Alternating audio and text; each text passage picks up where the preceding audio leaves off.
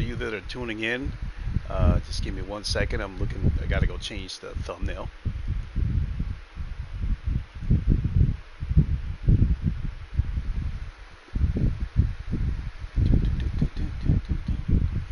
G-Force drivers ready.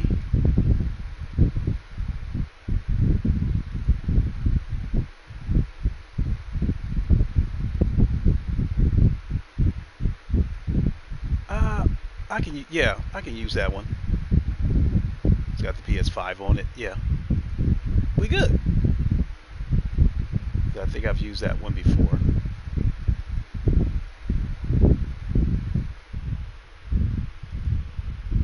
And I will be ready here in a second, folks.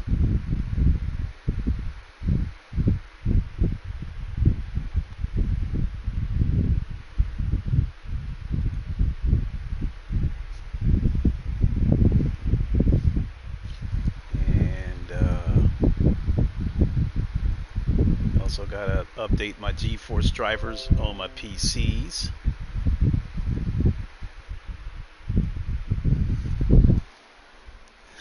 Okay, I think we're ready. All right, wearing a wireless headset. Freedom of movement. What is good, everybody? It is the Godfather of VR, the ageless one of the man, Lincoln Clay. We are back for Assetto Corsa Competizione on PS5. Last time I played this on PS5, wasn't bad at all.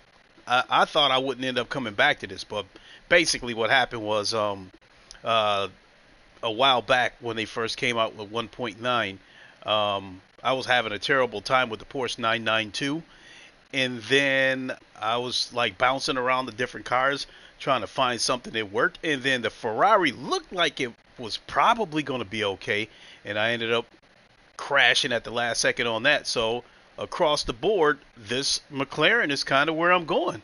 And the beautiful part about using this McLaren is I don't have to adjust anything transitioning from PC to PS5 in terms of my wheelbase, because sometimes I have to change the steering sensitivity when I'm going from VR to flat screen because of the perception of depth.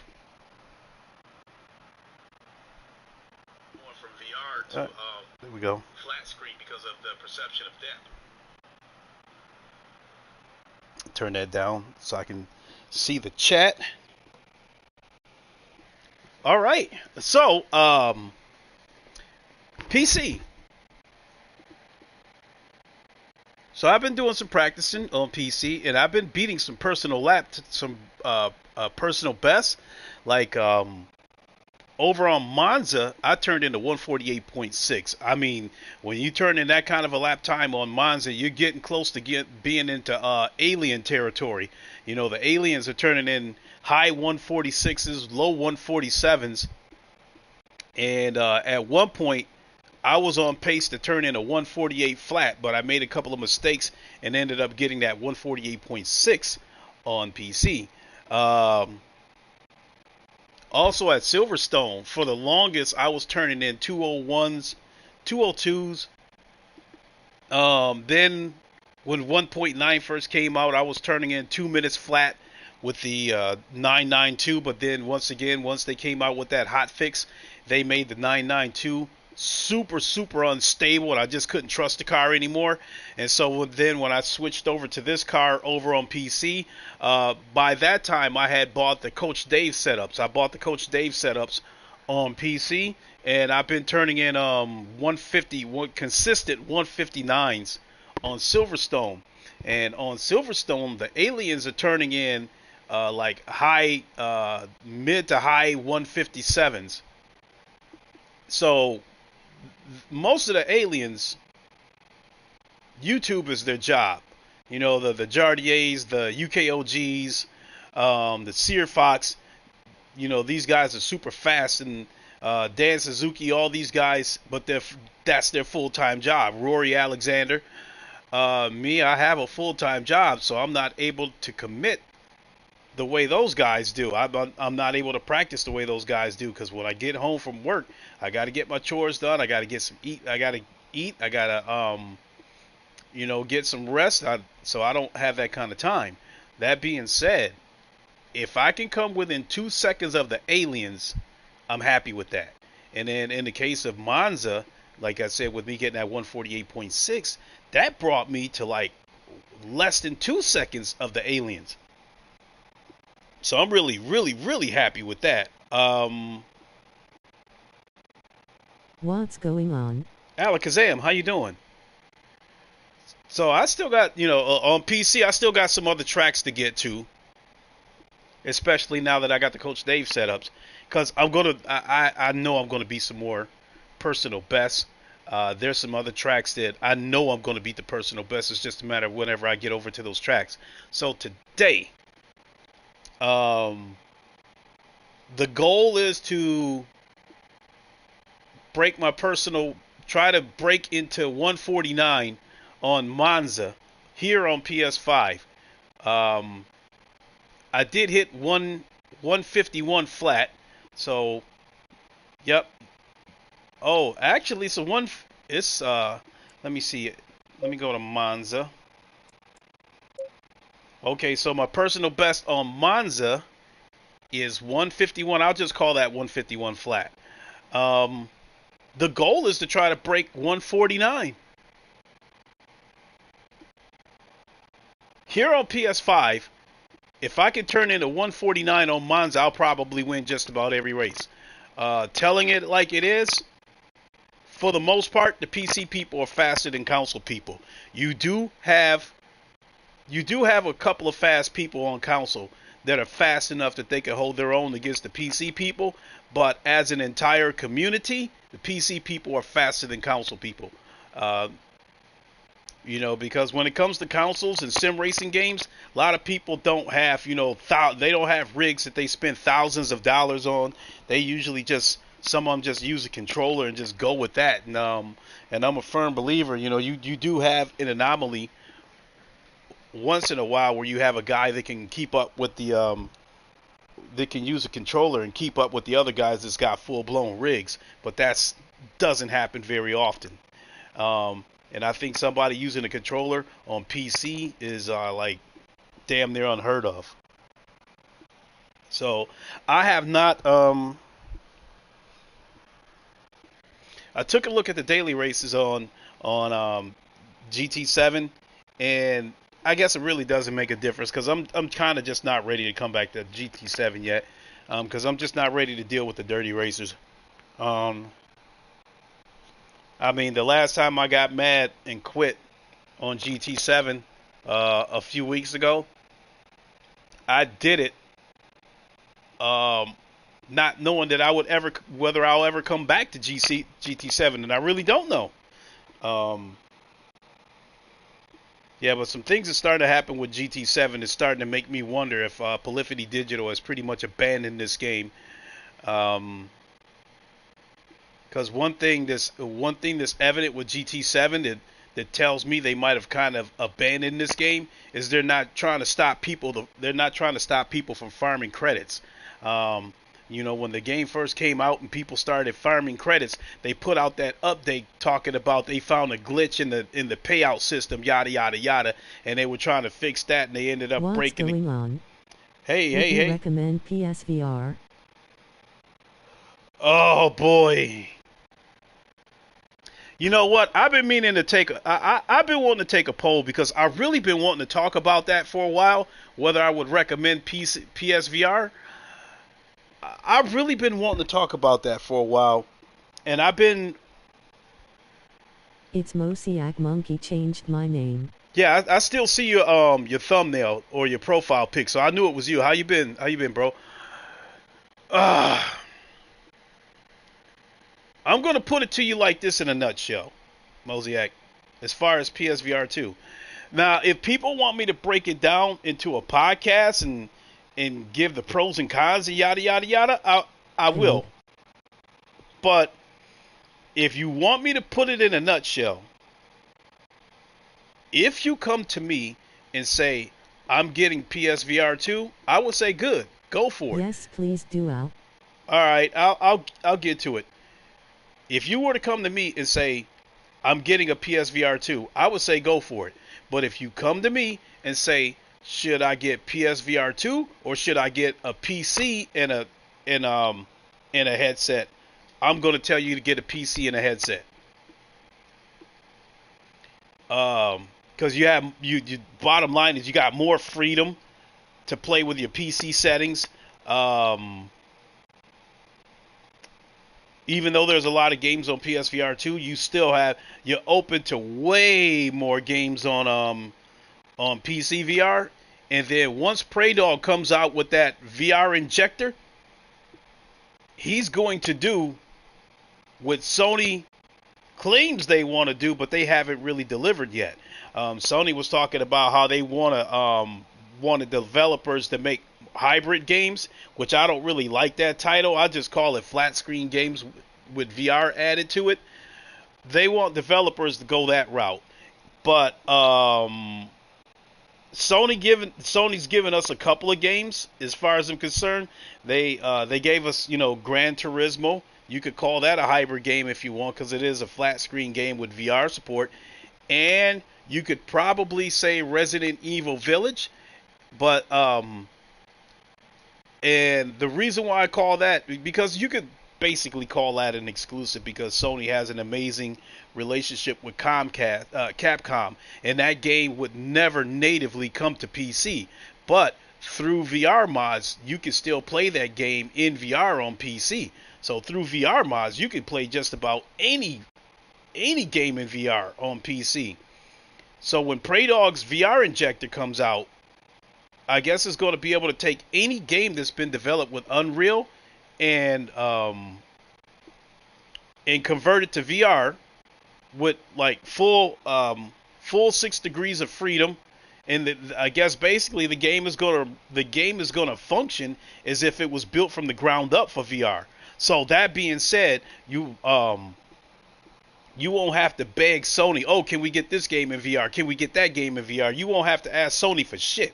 You could just pretty much go get your own, any game you want. It's got some kind of VR mod to it. I mean, like right now, you could play games like, through VR mods, you could play games like Cyberpunk 77 in VR, although you would need a pretty beefy PC to make it run good and make it look good. I think there's a VR mod for I know there's a VR mod for Death Stranding on PC. There's a VR mod, I believe, for Days Gone on PC. I'm not sure, but there might be a VR mod for Spider-Man and possibly Spider-Man's Miles Morales on PC. I'm not sure, but over here on the PlayStation side, we don't know if we're getting that stuff on VR because Sony ain't saying shit. So that takes me back to, if you ask me, what should I pick between the two? I'm going to recommend that you go with PC VR, because not only will you be open to more games, but they talk about the barrier to entry.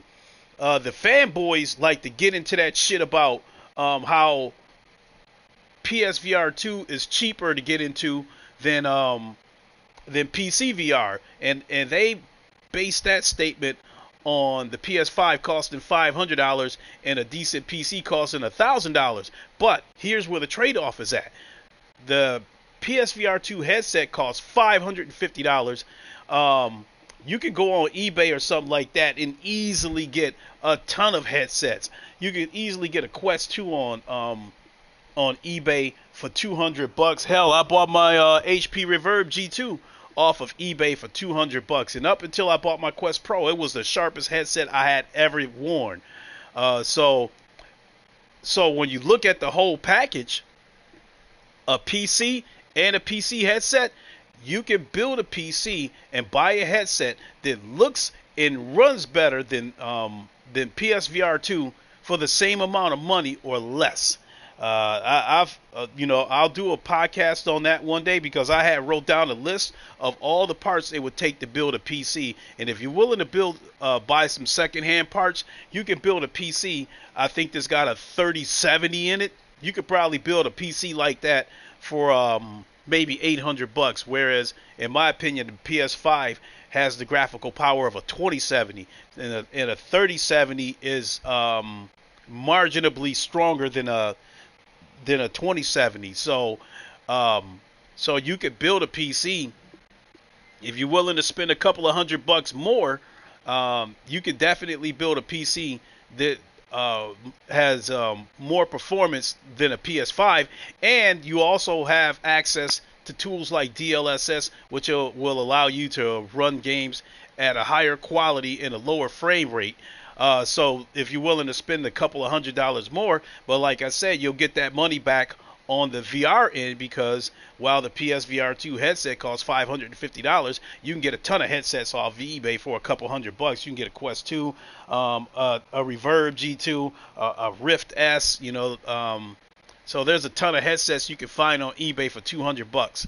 So that being said, if you want me to get super technical, you could build a PC and buy a VR headset that outperforms the PS5 and PSVR 2 for actually less money. You could build a decent PC and get a headset for $1,000. Whereas in the case of PS5 and PSVR 2, you're looking at $1,050, $500 for the console, $550 for the headset, as well as needing PlayStation Plus to play games online, which will cost you another $60 a year. Mouth Zero Eye. Well, PSVR 2 is overrated. boy,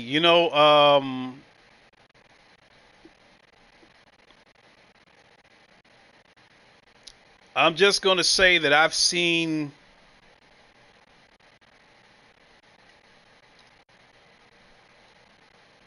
Is Onward on PSVR 2? Nope, it's I on. love shooters. Nope. Onward is a Meta exclusive, or no, it's not an exclusive. Take that back. It's not a Meta exclusive, but they do own the studio. They did buy them. Onward is on PC. Right now on PSVR 2, Pavlov is the only shooter on PSVR 2, but to their credit, they do have a lot of games coming, but the majority of the games that's coming, they're either already on PC or they're gonna or they're already on PC. They've got at the end of this month they got Firewall Ultra, which is an exclusive, a PSVR 2 exclusive.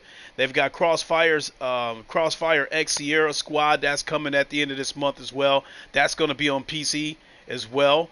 Alvo is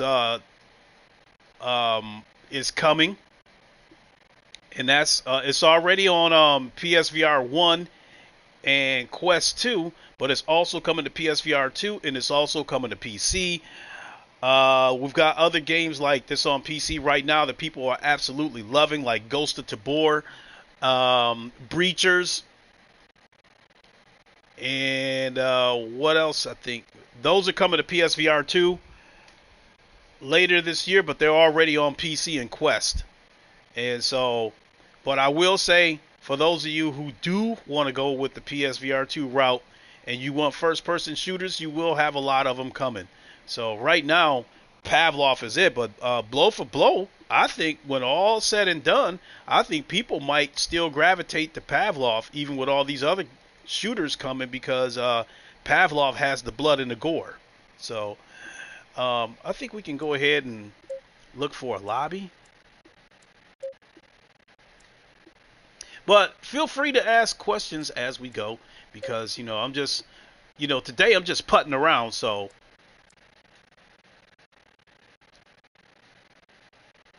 there's a Masano, a Zolder. Oh, a Kyalami that's got 8 people in there, but I don't think they shit. It probably won't let me do a mid-session join. Oh, it will. I hope this doesn't crash, because I think at one point this 1.9.2 and PC's on 1.9.5.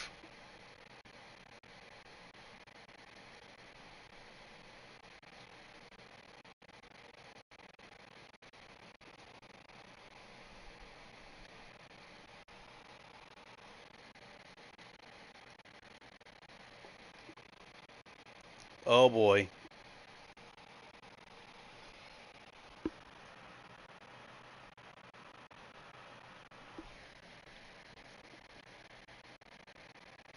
Hey Link, have you ever entered any races on SimGrid? No, I have not.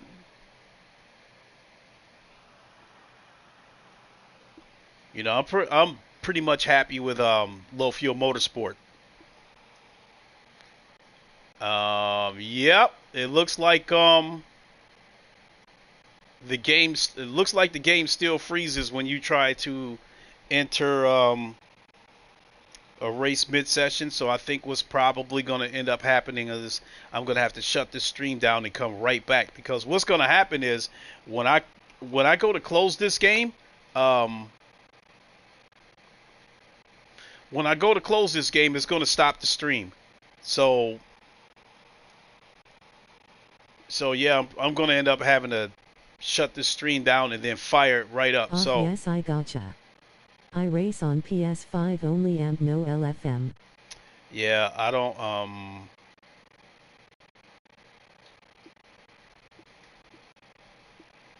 I will say that if they would have made this game, I'm going to go ahead and shut this stream down and then restart it. Oh, okay, never mind. I don't got to go anywhere.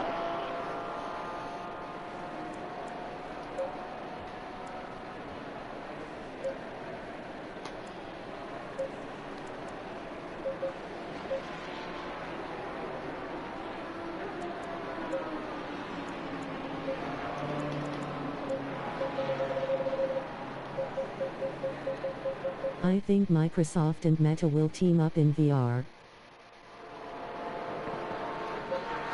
Well, at least on one game, I hope you're right. And that would be Forza. I mean, right now, Meta and Microsoft have kind of teamed up, where you can put your Xbox, you can put the Xbox app on the Quest, and basically what that will allow you to do is play your Xbox games on your Quest, but you're playing these games flat screen in theater mode. But in terms of an actual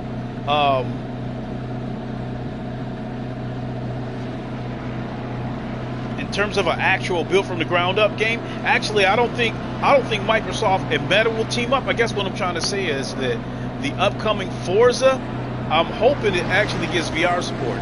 If it does get some VR support, it'll mostly, the VR support will probably be added from the Microsoft store or through Steam, because they did add VR support, native VR support to Microsoft Flight Simulator, because when that game first came out, I think people had modded it and they were asking for VR support, and the developers was like, yeah, we'd love to do it, but it's up to Microsoft to give us the green light. And then Microsoft went ahead and did it. So we'll see if Forza Motorsports 8 gets VR support. Let's go. Let's see what we got.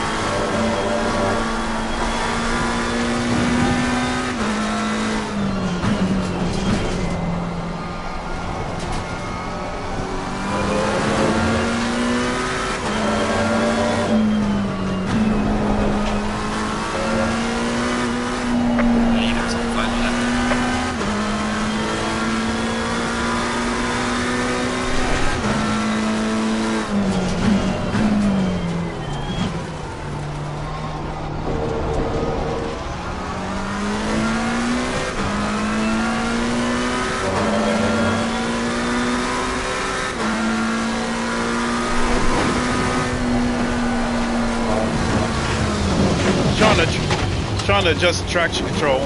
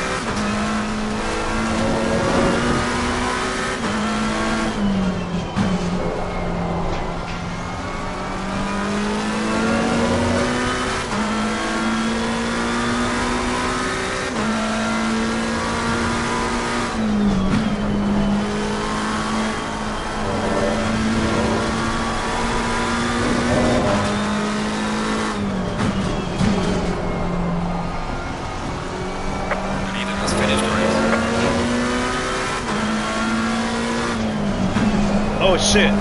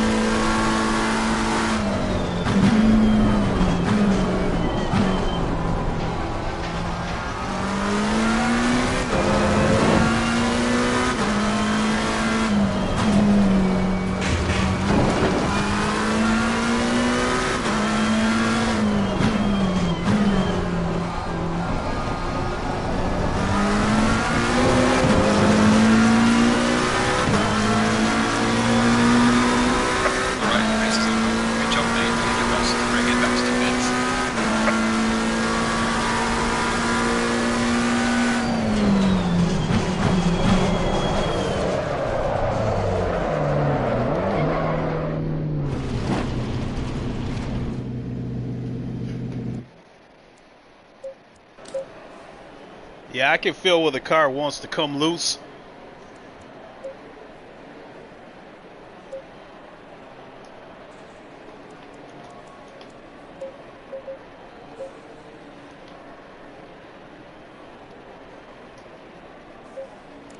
So just for the simple fact that that back end wants to come loose, my times will not come anywhere close to my PC lap times.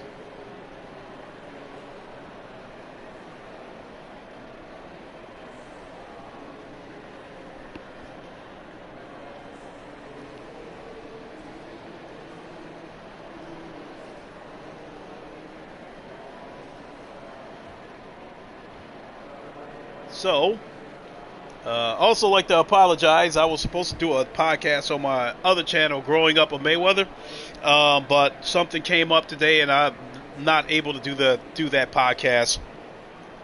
I mean, in fact, I wasn't going to do anything today, but I took a nap, woke up, and I wanted to race, but I wanted to take a break from the PC version of ACC because I don't want to overthink it and burn myself out practicing and shit. So I just wanted to change the pace, and that's why I'm on PS5 racing flat screen instead of the normal VR that I would do. But I can tell you this: I definitely did not want to play GT7.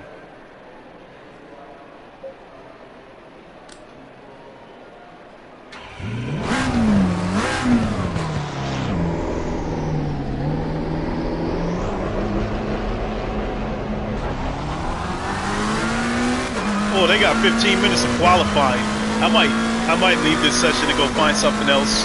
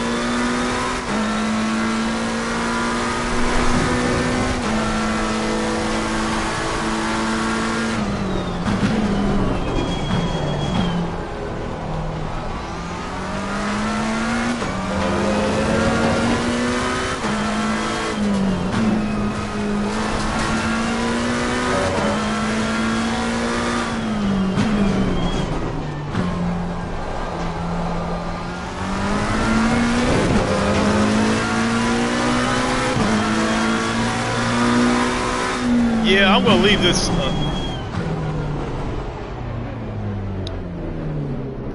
Lap invalidated. Yeah, I'm gonna leave this session. It's only 2 people in here. I don't want to practice for 15 minutes just for a 2-player race.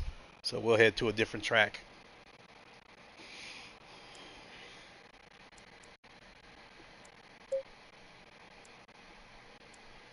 So I wonder how long before the next update of ACC, how long it catches up to PC, because we're still on 1.9.2 and haven't seen an update yet.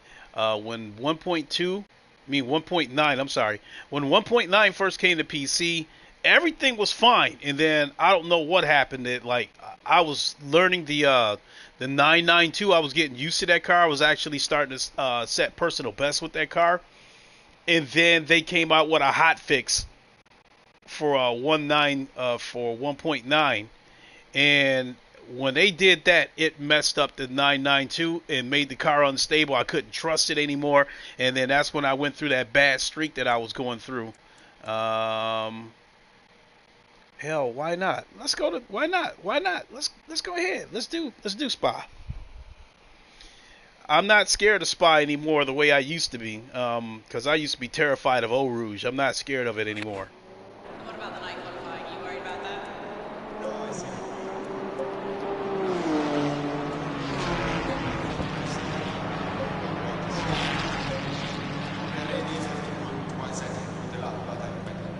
You look so calm. I mean, I expected you to be a bit more happy being the fastest man currently. Because it was 1 hour ago, right? So now I'm back. It's good, but it's 24-hour race. And how important is qualifying to you?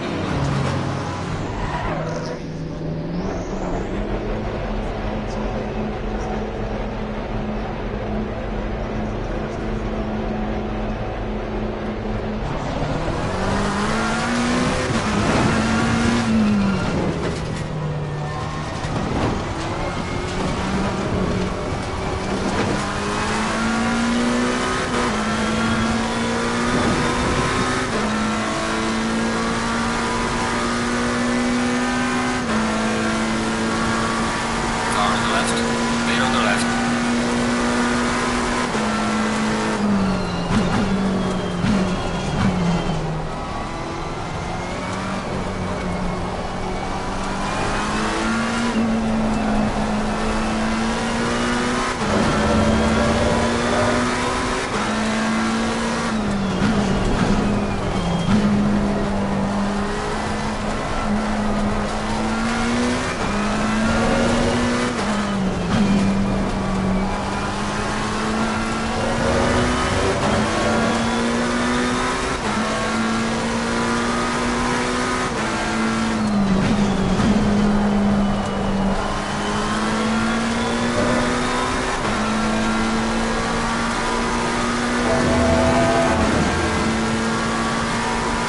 Yellow flag in sector 1.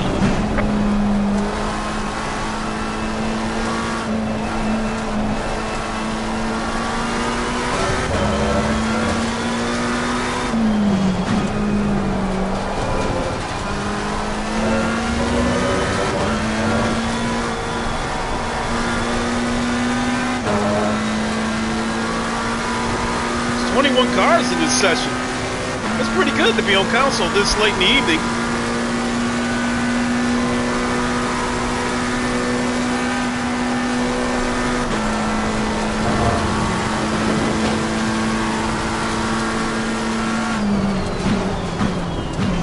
Yellow flag ahead. Watch out in front.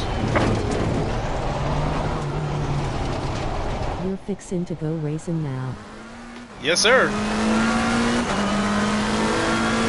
Session is now over.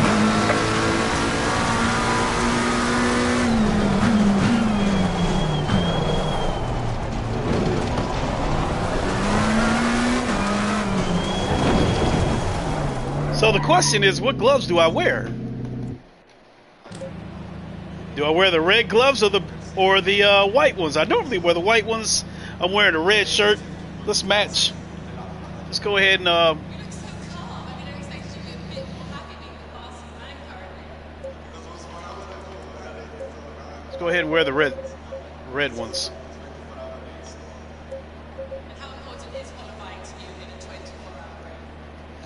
So yeah, let's go with the red ones. All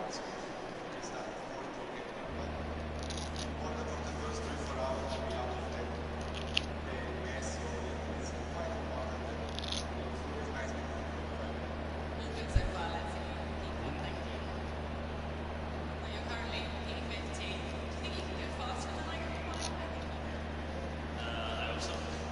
First shot we did was okay, but we had a bit of All right, let's go. could have been better. And we changed everything on car for the second one. It wasn't really improving, so we didn't have time, unfortunately. So we tried to break, so out with everything together. We have a good car, but I said we just so much experience with running tires. Oh, I know what else I was gonna say. For those of you that want to see endurance races for ACC on console, check out my friend Boris. His channel is called Just Boris. Go ahead and give him a sub. He's from the UK. Got the scruffy beard. So check him out. They even 21 bangers. yes sir. Whoa. The Boris, they even did a 24-hour race on ACC on Xbox Series X. I have never seen that be done before.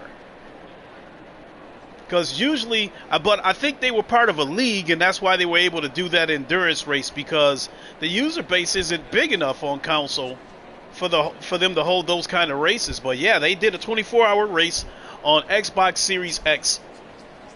That is his choice to play. He has a PC, but he prefers to play ACC on console. That's how I found him, because I wanted to search around and see if there was any console people that could match up to the PC people. And Boris is fast. He's fast enough. He can hold his own against the PC people. In fact, I even seen one race where he went toe to toe with Rory Alexander. So check him out, Just Boris. So he's a friend. Check him out. Tell him Lincoln sent you.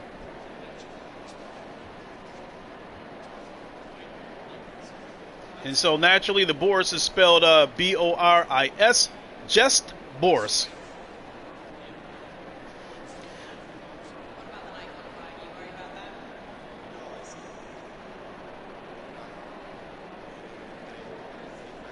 that? And he's really passionate about Series X, because again, that's where he'd rather play it on Series X than PC.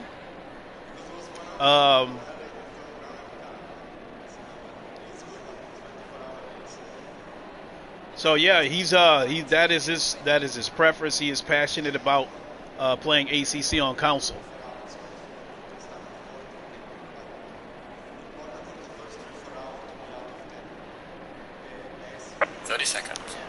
I had been trying to convince him to get a PS5.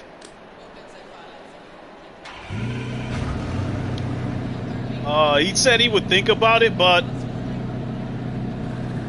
I think he still prefers to play on Series X.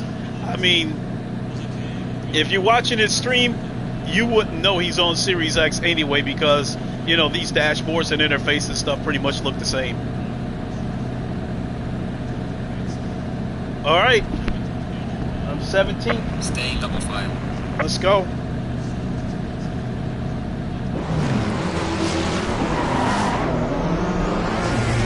No PC. No PC.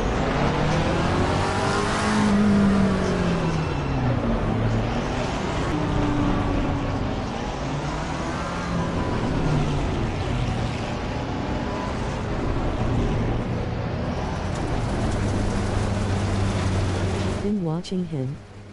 Oh, you have? Okay, cool. Yep, tell him Lincoln sent you the next time you see him.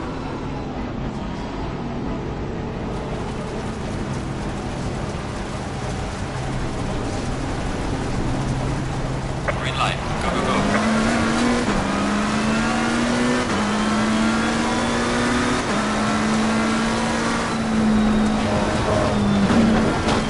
Uh-oh. There's a line maybe. I got hit. Yellow flag in sector 3. I don't know how much damage I sustained.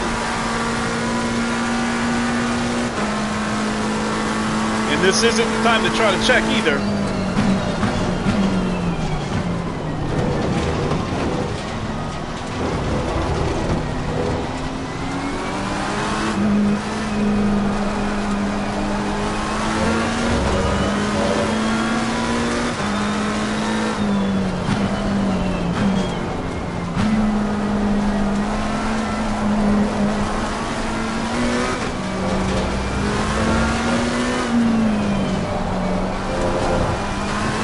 We can open it up a little bit.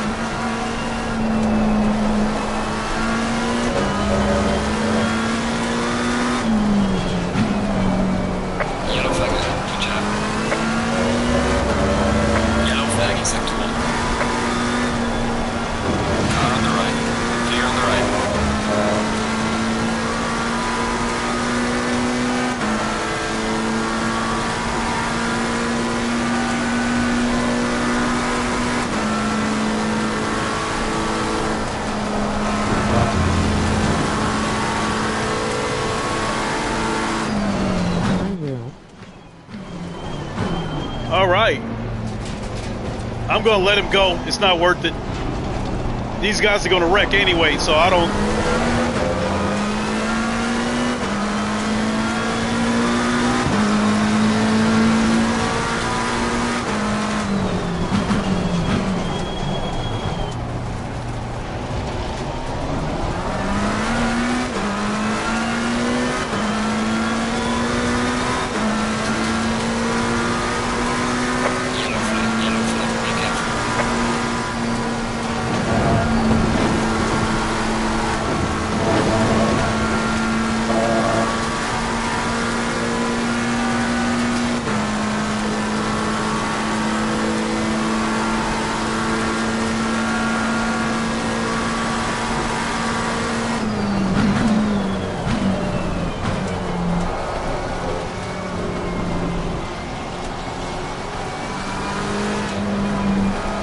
I'll find somewhere else to take him.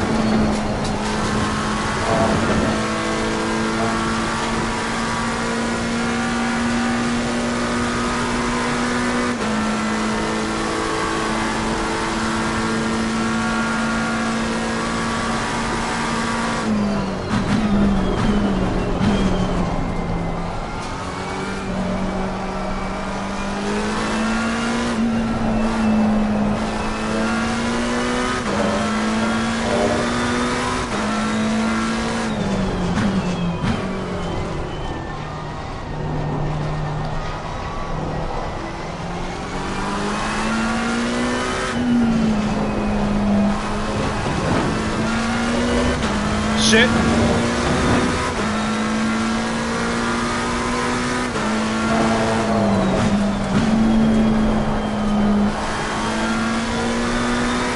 Yellow flag ahead. Watch out in front.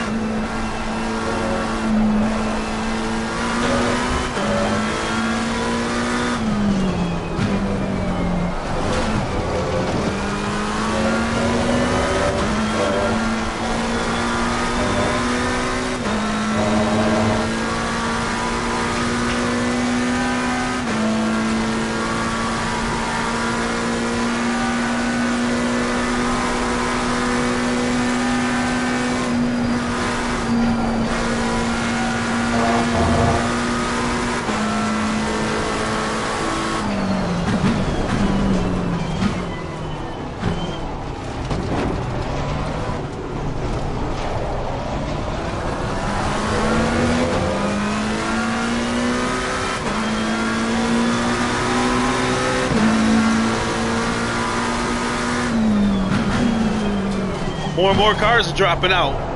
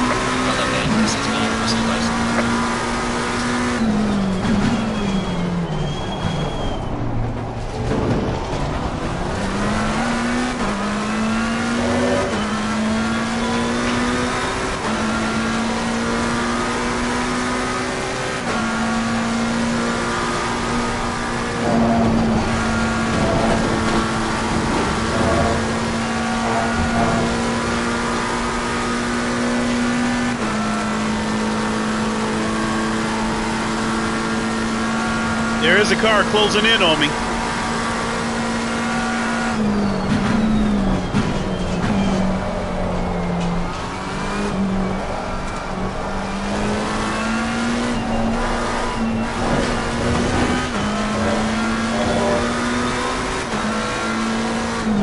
Yellow flag in sector 1.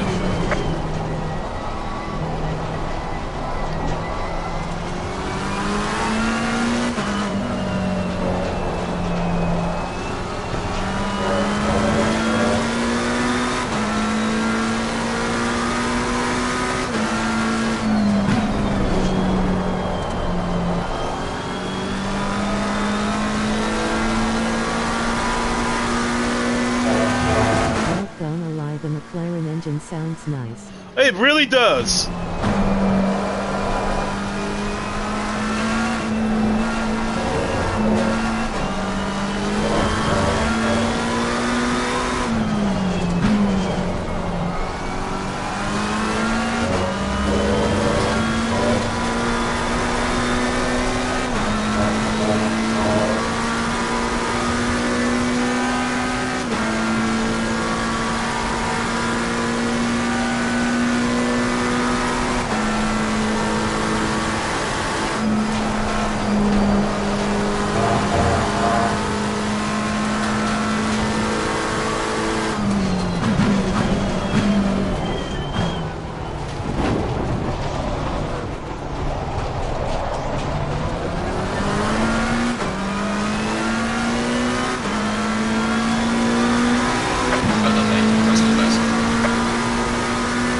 Oh shit!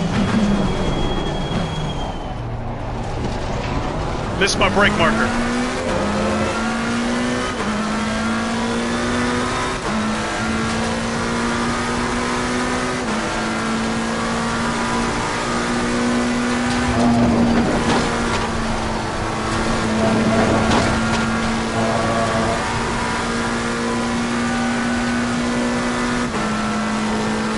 How you doing, Lincoln?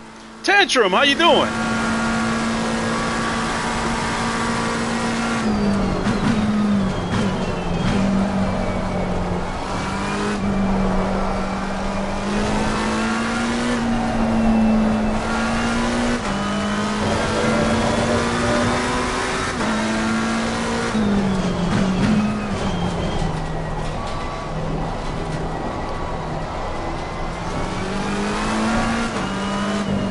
Going good, sir. I see you playing the PS5 version today. Yes, sir.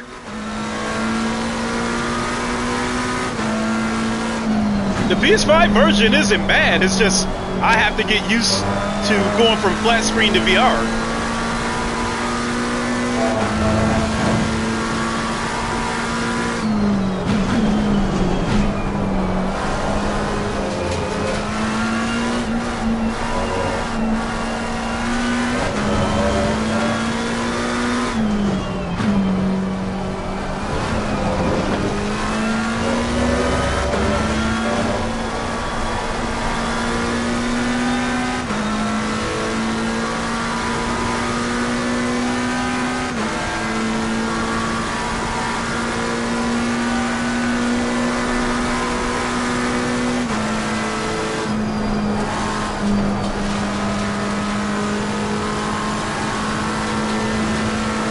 Yeah, sucks it doesn't do VR.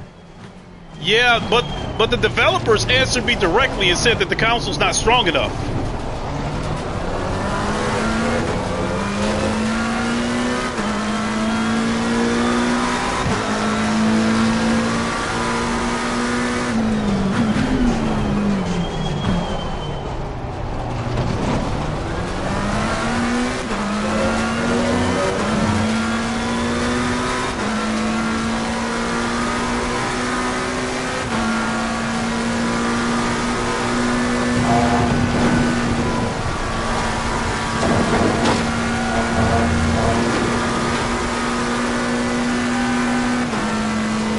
Wow, $500 versus $2,000, $3,000 PC.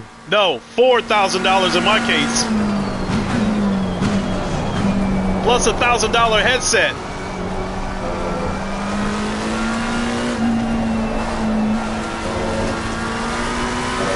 So $5 grand in total. LOLO, crap. Hell yeah. Oh yeah.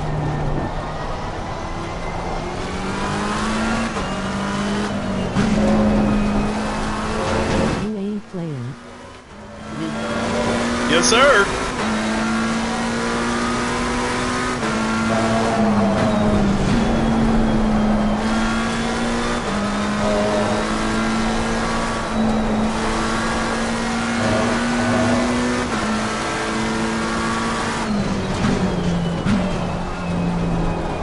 Yellow flag in sector 3.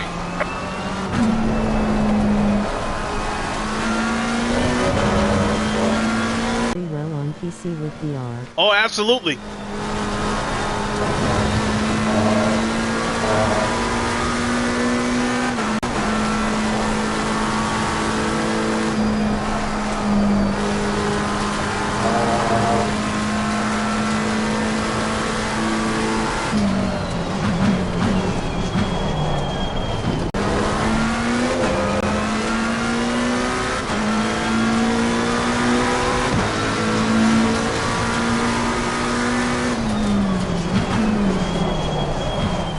Got a little bit of internet lag. But I heard you. Oh, okay, cool.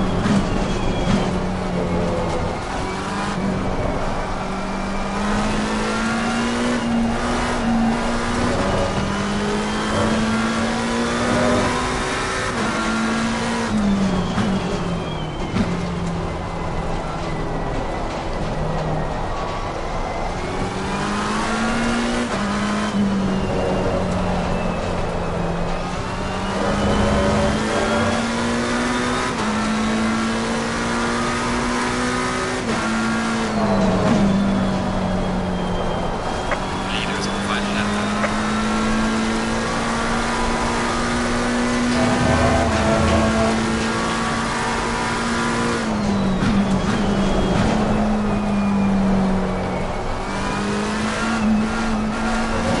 If they did bring VR to PS5 version, it would probably be the bull crap like the GT Sport on PS4. They would have to make compromises, that's for sure.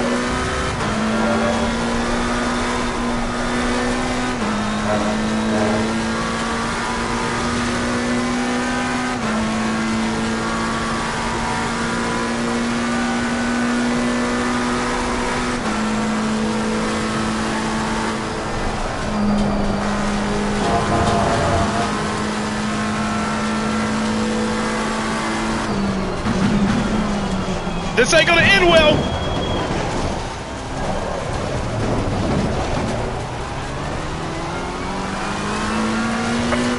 Warning for exceeding checkpoints. In there.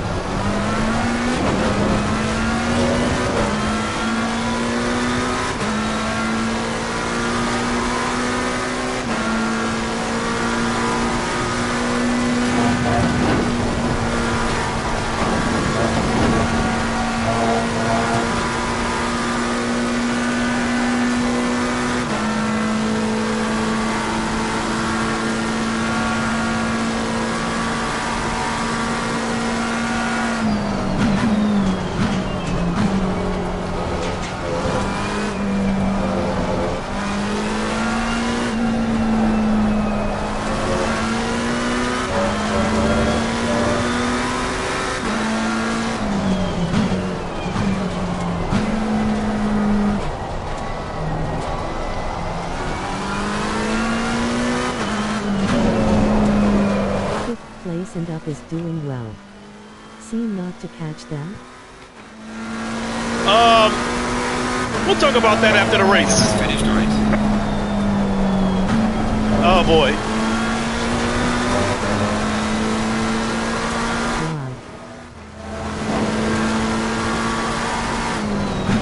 Hey, how you doing, Thomas?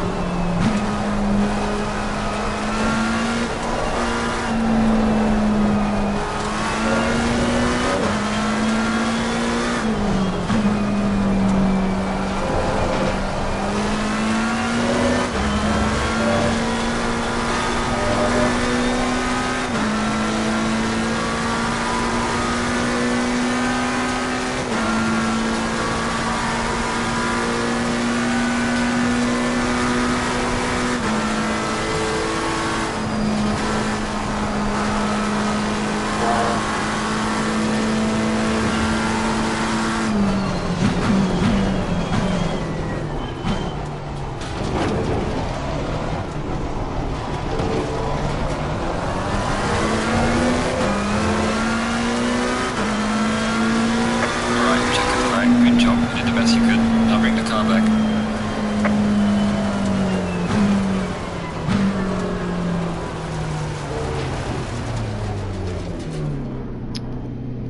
Okay, so let me go to the garage. I'll say this: if I was turning in the kind of lap times that I turn in on PC, maybe I beat him, maybe not. Let me see. Game sounds nice. Oh yeah, the game sounds lovely. What is the difference between PC and console version?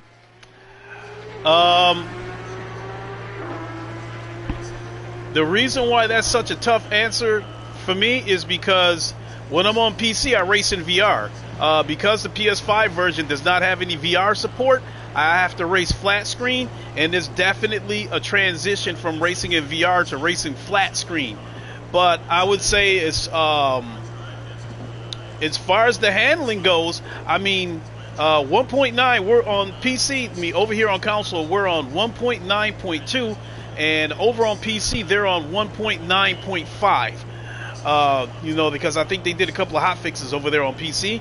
But for the most part, the way this car handles over here versus the way it handles over on PC, I really don't notice much of a difference. Because before, in the past, I would have to adjust my wheelbase to whether I was on PC or on console. And so,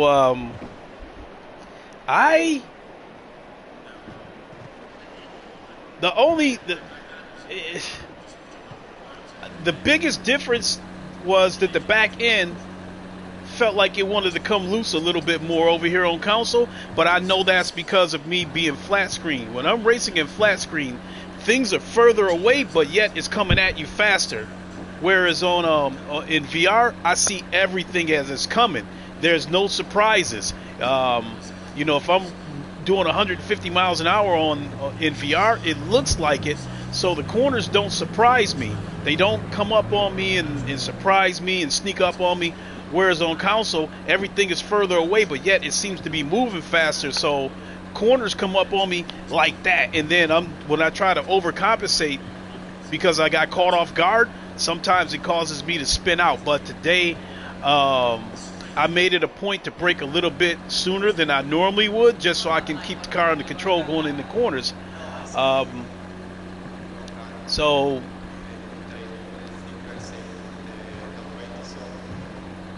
I'd say for me, the PS5 version is cool as a change of pace. I would not play the PS5 version as a means to go try to set personal bests and shit like that, you know, trying to beat my PC laps. Because, Green light. Go, go, go. like, this particular track right here, I think my fastest lap on PC might be 221 or 220 flat. And then when you go over to Monza, which is, you know, the most popular track, my fastest lap on PC is 148.6, but yet over here my fastest lap on PS5 is 151. So the I was gold. in the race with you. Hey, Nicholas, how you doing? Good race. I normally race on PC, and I normally race in VR. Show you my VR headset right here. This is my MetaQuest Pro. I call Spa the glue gun track. Because the shape of the circuit looks kinda like a glue gun. It does. It does. Thanks, man. I got other headsets too. I got a bunch of other headsets. Here How is many drivers can it be in a race on console? I believe 30. How? 30. 30 people can race on console. So that's actually, given how demanding this game is on PC, that's actually impressive. It's just a shame that it's not powerful enough to run PC VR. And then let me see, I got other headsets right here. I'm walking around because I'm wireless. Because I've got a total of 6 headsets here. No, here's my PSVR 2. Up to 16 players for GT7. It used to be 20 when it first came out, but for whatever reason they knocked it down to 20 16. cars in single player mode. Yeah, 20 in single, 16 online. Whereas this game right here, I think you could do 30 online, and it runs 4K 60. So, in my opinion, I believe and here's my Quest 2. So yeah, like I said, I got six headset in ACC. So yeah, on the console version of ACC, I think VR support is the reason why they dropped 20 to 16 for GT7. that is exactly what I think, Tantrum. I think that the PS5 Not is fun doing endurance races on GT7. no, this is crap, because people have been asking for that. When GT7 first came out, they were asking for these endurance races. They wanted the 3, 4, 12, 24-hour races, but this game they haven't been able to do it. I don't think the game was made for that. Therefore, I don't think it can do it. And here's the big thing right here. The one thing that I know that game cannot do is driver swap. So you would not be able to do a 24-hour race on GT7 unless you're going to do the whole 24 hours by yourself, like Basic Ollie did a couple of days ago. He did a 24-hour race solo on Nürburgring Nordschleife on top of that. But yeah, GT7 doesn't have driver swap. I've seen, it would take me all day to explain this shit, but I have seen Endurance is only fun if you have at least 30 or more players. Mm-hmm. Otherwise it will feel like a solo drive. Yeah. Now, the PC version of ACC, if you have a PC powerful enough, it can run 64 it also players. Depends on the track. Yeah. It also depends on the track, true. So, shoot, I was gonna add on to that GT7. Oh, I know what I was gonna say. I think PS5. I think it is underpowered for VR. The biggest on tracks like Spa, you want more 60. Yeah. I think the biggest compromise that we see with PSVR 2 is this 120 hertz reprojection. Where it inserts artificial frames in between the real frames, and the trade-off with that is that it creates a ghost trail. I agree, Thomas. Mm-hmm. It creates a ghost trail, and when you go around corners, it looks blurry.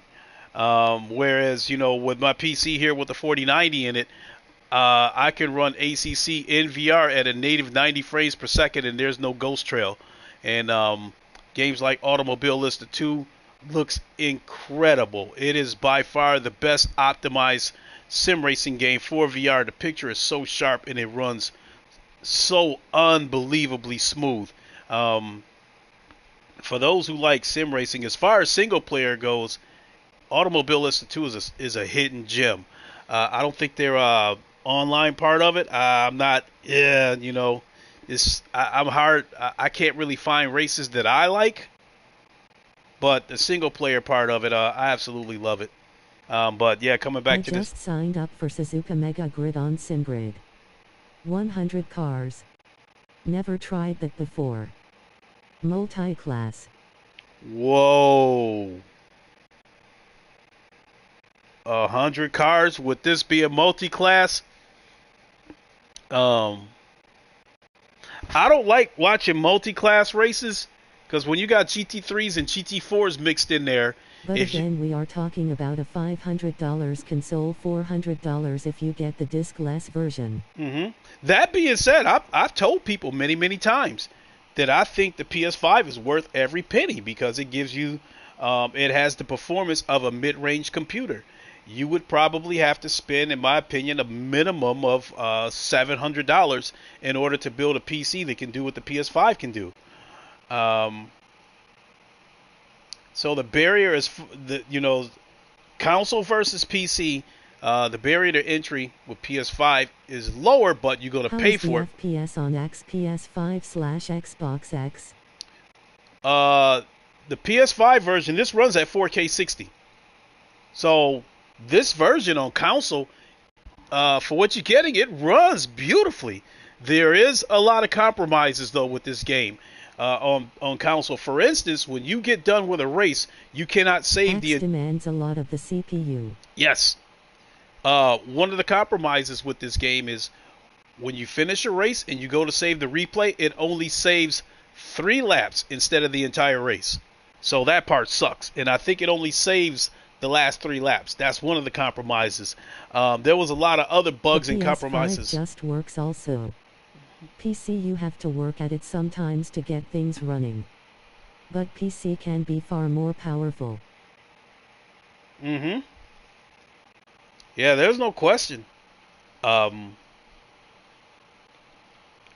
I think all things considered, because when it comes to sim racing, this game right here is arguably one of the most demanding games out there. By their own admission, the VR optimization is not very good on PC, so you would need a super powerful PC to make it look and run to my liking. And that's pretty much the purpose of why I built a $4,000 PC. Great race, bro.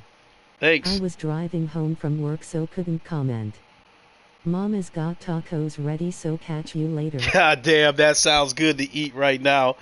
Hey, enjoy it. Thanks for popping in. I appreciate it. Damn, some tacos sound good, but when I get done with this stream, I'm actually going to make some barbecue wings. That's delicious too.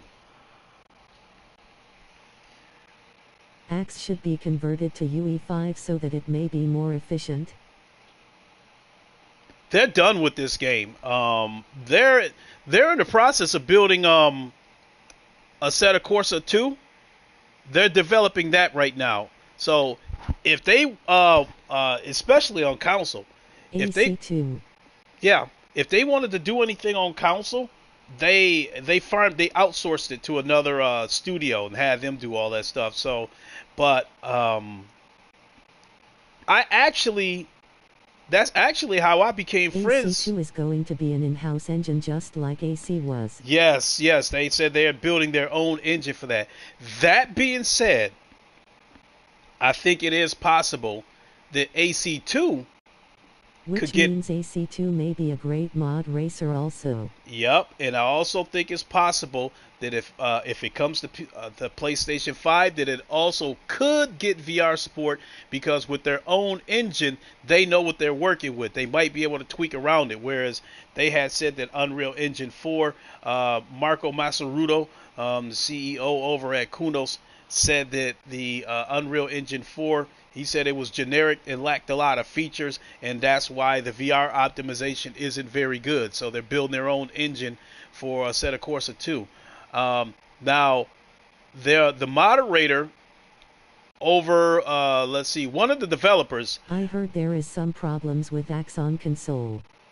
Twitter is filled with angry console players. Oh yeah, there's always bugs and all kinds of shit that goes wrong with this game. I mean, they still have not worked all the bugs out, but they have. You are correct, Tantrum. They have got the game to a functional state, and so since I don't take this version seriously the way I take the PC version seriously. So that being said, all I needed to do was just run. I'll tell you another compromise. My wheel right here, this McLaren V2 version that is. Not all of the buttons are functional on this game. So like my rotary encoders, I use those to adjust my traction control and the anti-lock brakes. They do not function on the console. I also have a couple of switches right outside of the rotary encoders, I use those to adjust my brake bias, and I also use it to adjust the engine mapping.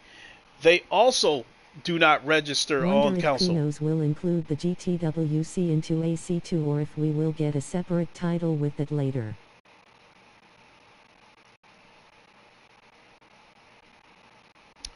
I don't know. See, Marco in an interview with Traxi and GG said when they made the Wonder first when Kunos will release the GT2 cars in X. that I am definitely looking forward to.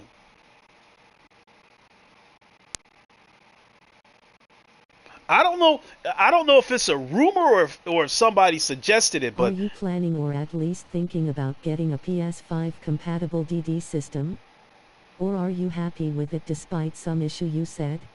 the issues that I have nothing to do with me using the Drive Club adapter, because even though this wheelbase is not native for PS5, and I use the Drivehub adapter, that's not an issue. The problem that I speak of is a PS5 issue. It's a PS5 in an ACC issue. It doesn't really have anything to do with this. It's so, but to answer that question, no, I'm not going to buy um, a PlayStation supported direct drive wheelbase for a game that I don't play that much. And not only It's that, only DD Pro that is compatible with PS5. right, and not only that, I wouldn't want to go through the hassle of unhooking this thing and putting another one on, and then when I want to play another game, unhooking this and put this on. So the Drive Hub adapter was like, it was a much easier solution.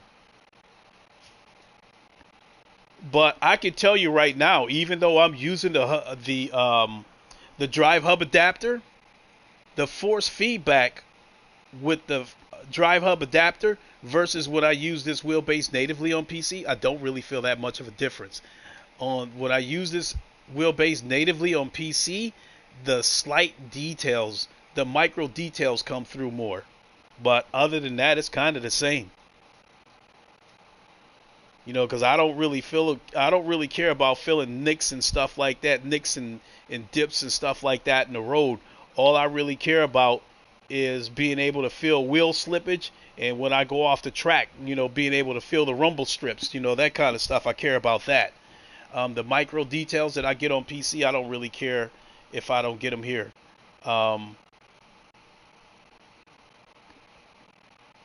But I think my friend Ham VR, he had the CSL DD, and he was using the Drive Hub adapter just like I was. But then he turned around and That bought a Drive DD Hub Pro. sounds like a total godsend. It is. And then Ham did another video after he got the DD Pro. You'll have to go through his library to find it. But I think when all was said and done, I think he said it wasn't really much of a difference. What is that?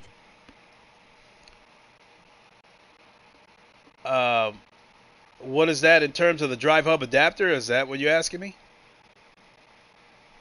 Because if you're asking me what is the Drive Hub adapter, hold on.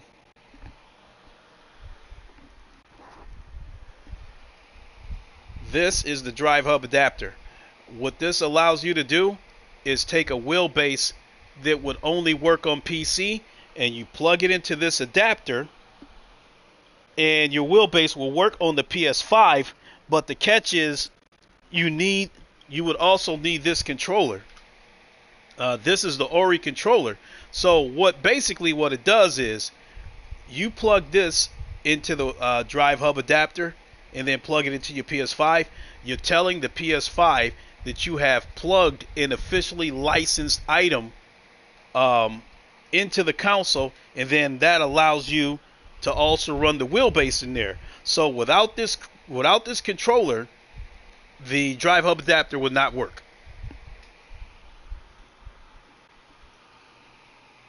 So that's what it comes down to. Without the Drive Hub adapter, the PS5 would detect that my wheelbase is not a native PS5 wheelbase, and it wouldn't work. But because this is an officially licensed PlayStation product, you plug it in, and the console's saying, okay, go ahead, and then you plug this in with it. And so the console basically thinks that I'm using this controller when I'm actually using the wheelbase. And so yeah, that was a godsend, as Tantrum was saying, because that Drivehub adapter was only $90, whereas at the time, if I would have bought a second wheelbase with a DD Pro and shit like that, that bundle would have cost as much as $900 if I would have bought the steering wheel, the wheelbase, and the pedals. And I don't see any point in spending another $900 for another bundle when I don't want to go through the headache of taking this off and putting another wheelbase on, removing my V3 pedals and adding another set of pedals, that kind of shit. So, nah. I mean, I still got another set of pedals laying around that I've got the CSL pedals.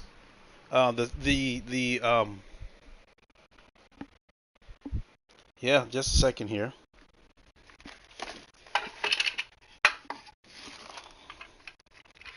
So when I was originally, I was going to order the CSL DD, so I had bought these pedals. These are the CSL pedals, and then I had bought this wheel clamp. And then at the time, because of COVID and the shipping crisis and all that other bullshit, I kept getting letters from Fanatec that my order was delayed, and I got tired of getting those letters. So I went through their website, and lo and behold, they did have one of these DD1s, 20 Newton meters of torque, for $1,200, and it was ready to ship. So I went ahead and dropped the extra $800 and got this wheelbase. But it's done and over with now. I'm glad I spent the money. At 20 Newton meters of torque, I'll never need another wheelbase again. That 20 Newton meters of torque, this wheelbase has enough torque to rip your hands off.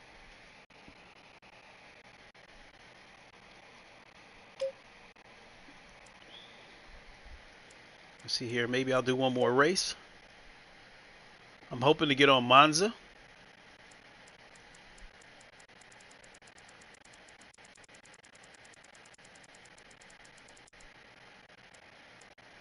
Masano. Oh, there's a Monza, but that ping is high. 186 milliseconds. There definitely would be some input lag. Damn, there's a Silverstone. I wouldn't mind jumping in there.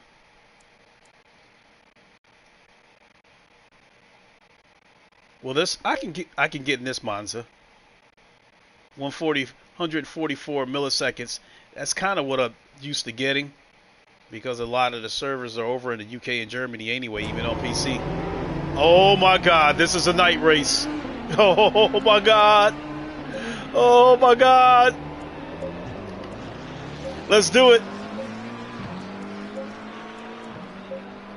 You know what? I don't know if I've ever seen a wet race on console. I don't know if I've ever seen a wet race.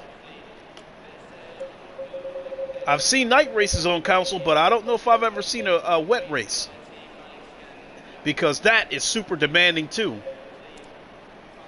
Because if you pay attention to GT7, you rarely see wet races on GT7. Even though they promise dynamic weather, they barely use it. That taxes the console.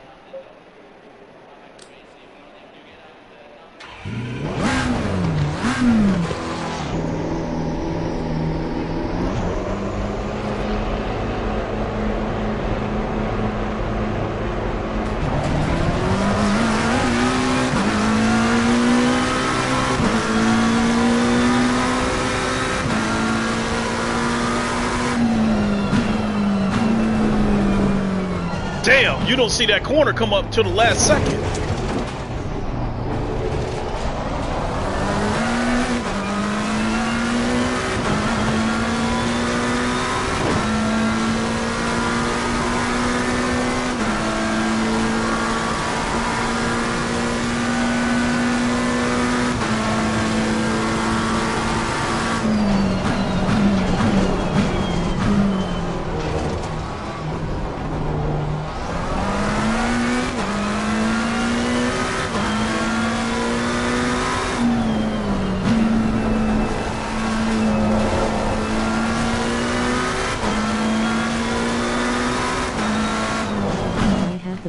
PS4 Pro, and when I have wet weather on and my system OS is at 4K, the game has a lot of frame jitter. It is taxing. So I drop that. Yeah, not only that, you're still on the PS4 Pro. The game runs at 30 frames per second on the Pro.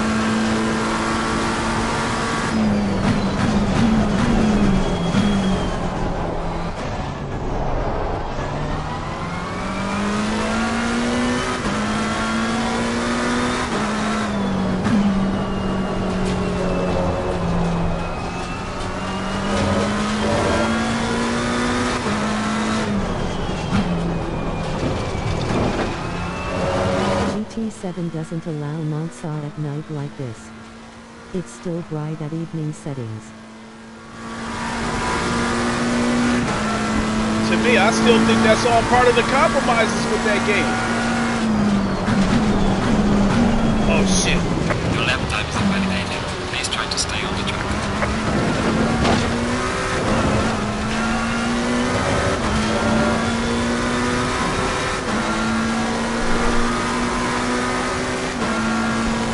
Pound for pound, even with the bugs that this game has on console, I still think this is the best game on console.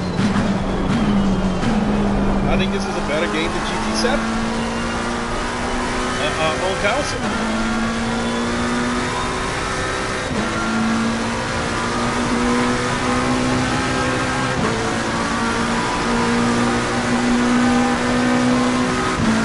Yellow flag accepted.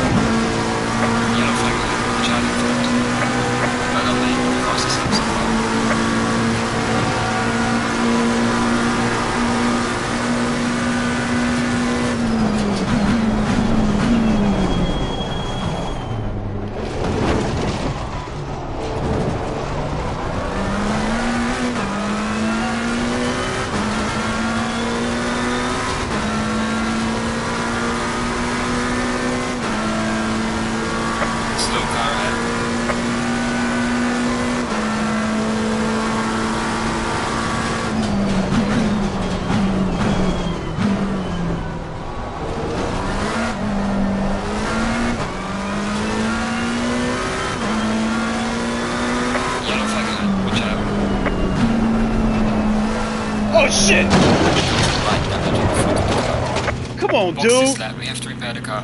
Why? Cut detected. Yellow flag in sector 2. This is only a 10-minute race. Damn ouch. Yeah, tell me about it.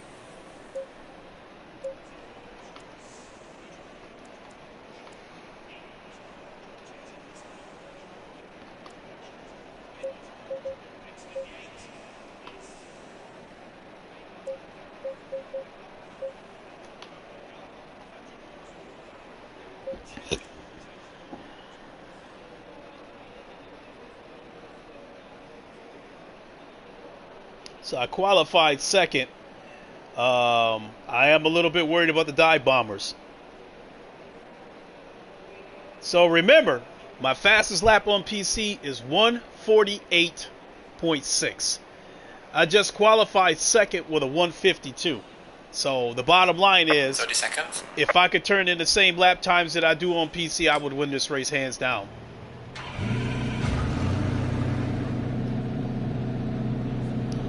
I don't really notice it, but I guess some of the really hardcore people said that they said that this game is a little bit slower than the PC version. That's how fast your life can change. Stuff like that happens in real life. Yep.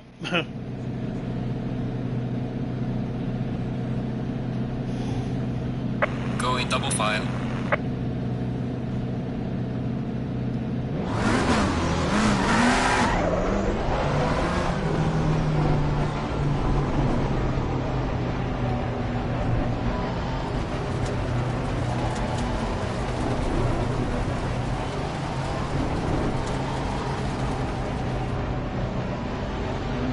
When this game when they first got the 4K update, the cars behind me in the mirrors, you could see the headlights, but you couldn't see the bloom on the street. Or it would be the other way around. You see the bloom on the streets, but not the headlights. I don't think this is going to end well.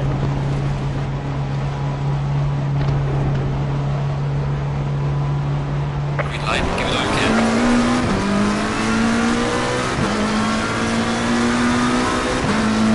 Damn, that dude, he made a move.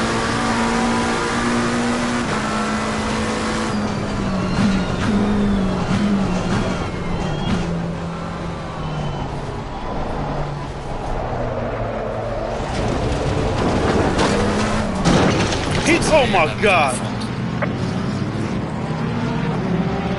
He did that on purpose. He did that on purpose because he went off the track. And the assholes got the nerve. Drivers. He did that on purpose. He pulled right in the middle of the track and just stopped. Let me unmute it so he can hear me. What an asshole. Why you're gonna stop right in the middle of the track? Why?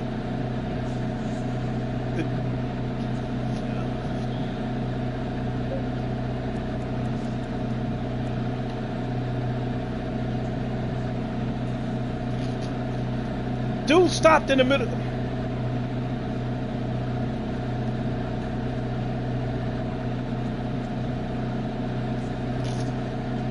Oh my God. All right, folks, I'm going to use the bathroom and come right back.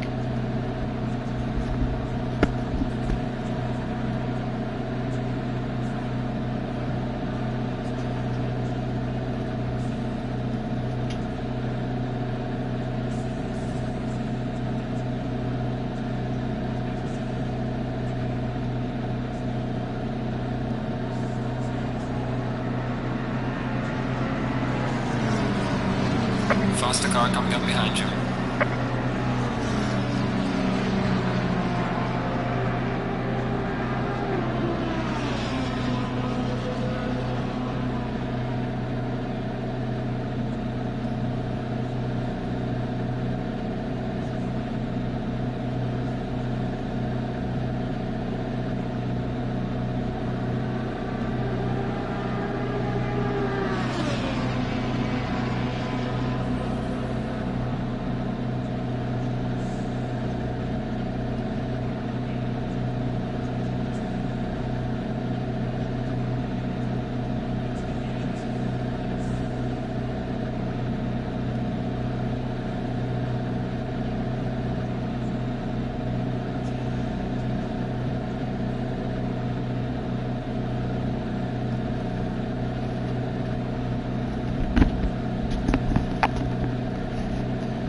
Well,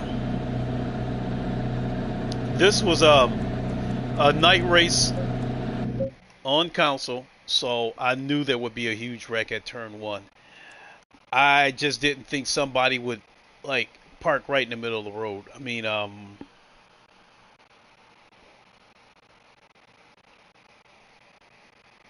hmm.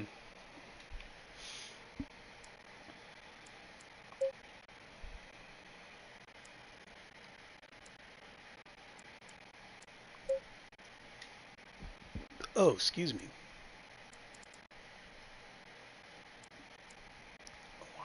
Oh, there's a Silverstone. Let me jump in there, because that's actually the LFM race of the week. And my fastest lap on this track is 159.5.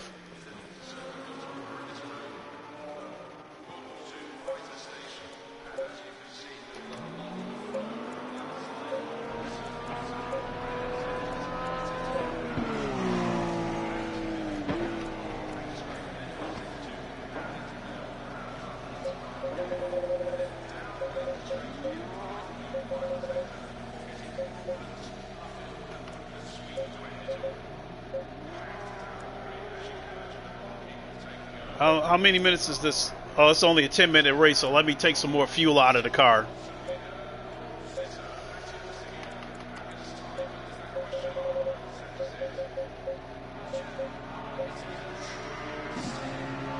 There we go.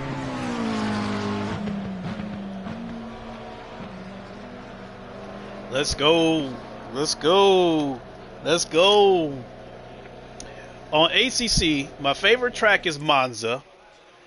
And I would probably say Bathurst is probably second, Kyalami is probably third, and this one is probably fourth. Even though, like in the past, I've had trouble with this track. I think I finally overcome my fears with this track, because it's got a couple of high-speed corners like that really scared the shit out of me, and I used to approach them cautiously, but on PC I finally got aggressive with these turns, but I don't know what this is going to feel like here. I don't know. I'll probably have to give the first lap away, 30 seconds. Just feeling things out.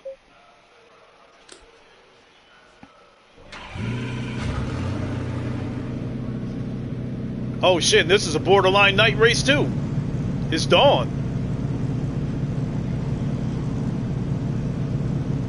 Oh, it's 9:41 p.m. local time on this race. So yeah, it's almost dark. And so as this race progresses, it could get even darker.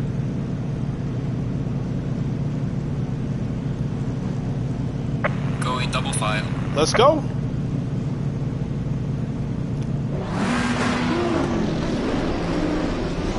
Low tire pressure, stay away from curbs.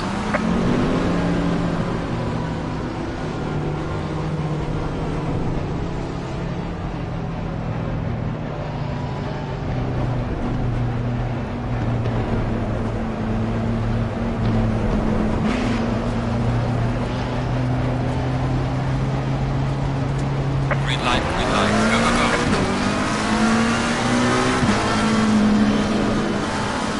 What an idiot! Some more idiots stopped on the track. Car on the right. I'm gonna let him go. I don't want to risk the wreck.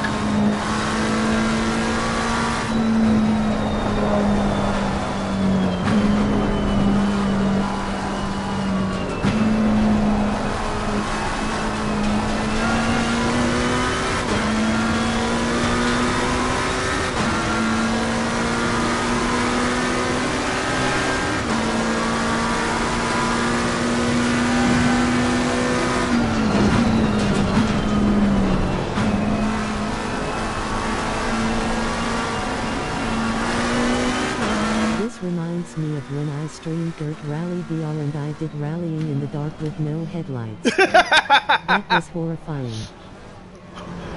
Makes you clench up your butt cheeks. We have some light damage at the rear of the car.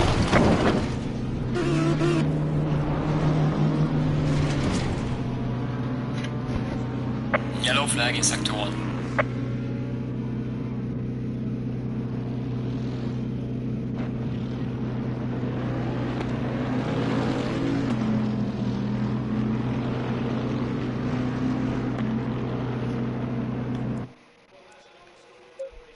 These guys are real winners, aren't they? You got that right. This is another reason why, blow for blow, the PC guys are much, much better than they are the PC drivers, especially on low field motorsports. They're much more disciplined and they're faster. But something to keep in mind with console is, again, console is a lot cheaper than PC. These drivers are bloodthirsty. Yeah. Thing to keep in mind with console is a console's a lot cheaper than PC. The majority of the console players, in my opinion, do not have hundreds or thousands of dollars invested in a rig the way the hardcore people do. And so therefore, a lot of them are using controllers. And if they're new to a game and they're using a controller, they are bound. It is an inevitability that they will cause a wreck.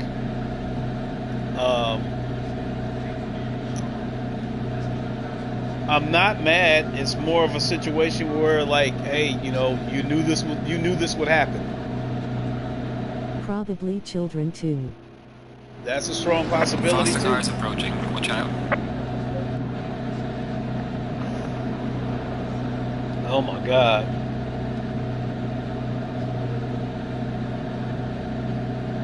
I mean, I'm so far, and this is only a 10-minute race. Forget it. I would only be going out there just to see if I could, what kind of lap I could turn in. Oh my God. Now, if this would have been GT7, I might have lost my shit. You look disappointed rather than mad. Am I right? Yeah, that is a perfect assessment because there's no way around it. When you race on console, you are going to get in more wrecks. Again, because a lot more people on console race with these controllers versus a real wheel. A lot of them are beginners. They're slower. There's more dirty racers on console. So the biggest reason why I'm disappointed is because this happened while I'm streaming and you guys saw this. If I wasn't streaming and I would have got knocked off the track, I simply would have just left and found another room.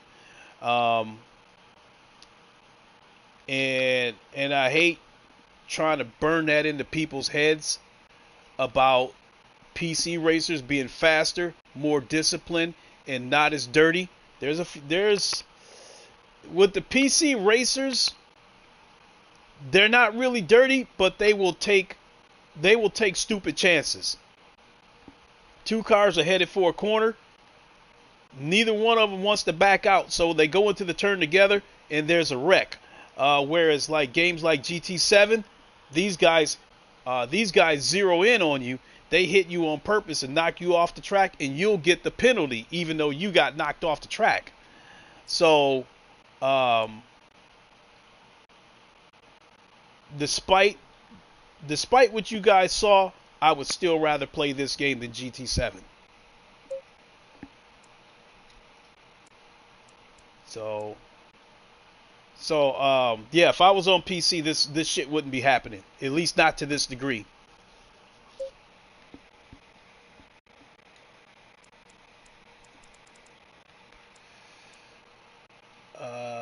Masano, I like Masano. There's that Monza again, another Monza, that Silverstone I was just at. That's about it. You get penalized because you ran off track. It's stupid because it does not take account as to why you were off track. Polyphony Digital knows that the GT7 penalty system is dog shit. They have probably got more complaints than they can count on that penalty system. I have even gone on I've even went on Twitter, and I think I tagged them and told them their penalty system is dog shit. And I don't think they adjusted it because of me. I think it was probably an accumulation of a whole bunch of They complaints. are at 1.36 now. I don't think they even fixed it yet. No, all they can do is tweak it. They can't get rid of it because it's baked into the game.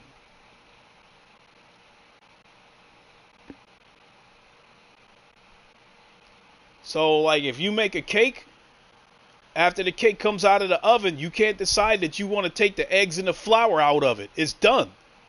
All you can do is just add shit to it, or or sprinkle some different shit on it to make it taste different. But for the most part, it's baked, and that's what I think you've got with the GT7 penalty system.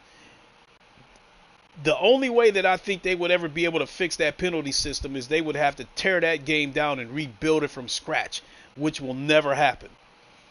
What they did do to tweak it is, when you get booted off the track, when someone punts you off the track, I don't think you get hit with penalties anymore. It doesn't stop the dirty driving, but they did try to reduce how many stupid ass penalties you get hit for, even though you're the victim. And that's the terrible thing about the penalty system, is you're the victim and you still get penalized. I had one guy on GT7. He pushed me across the pit line, and my car went into the pit even though I did not want it to. It went into the pit, so I lost time because I went into the pits. And when I came out of the pits, I got hit with a 3-second penalty because that car pushed me across the penalty line, across the pit line. And I mean, I went into an absolute rage when that happened.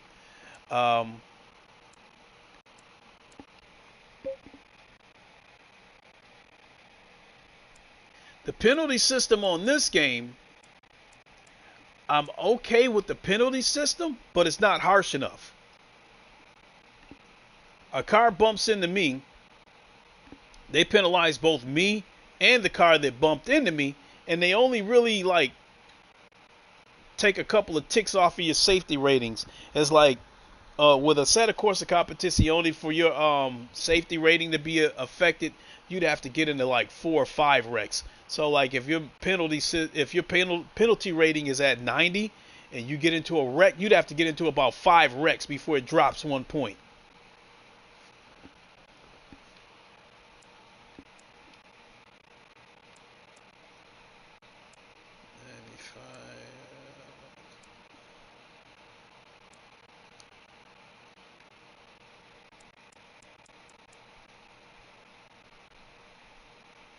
I really want to try that Masano.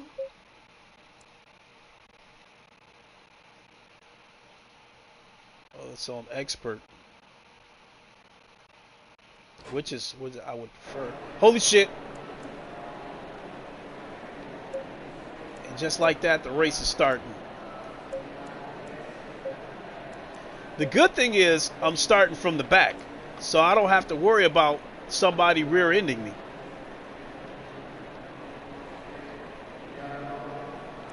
I'll leave it at this is a 30-minute race. But the minute I get knocked off the track, I'll probably end up... Oh, there's actually 2 races. There's race 1 and race 2. I didn't know you could do that.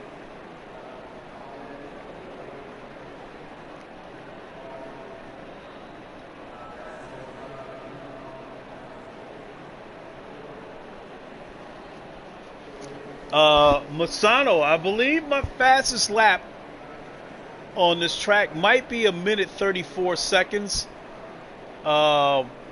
Possibly. With all the bull crap and issues with GT7. I heard there are many people who play only GT7, especially in VR. I guess it is a love-hate situation. It's hard for me to play GT7 in VR anymore because of the 120 hertz reprojection. It makes you either see things are either blurry or you see a ghost trail. So after coming off of my PC and then having to go to PSVR, sometimes it looks like a blurry mess. And I have to train my eyes to see it again. So I go from a razor sharp picture on PC to going over on PSVR 2. Yeah, it's a night and Going day double difference. file.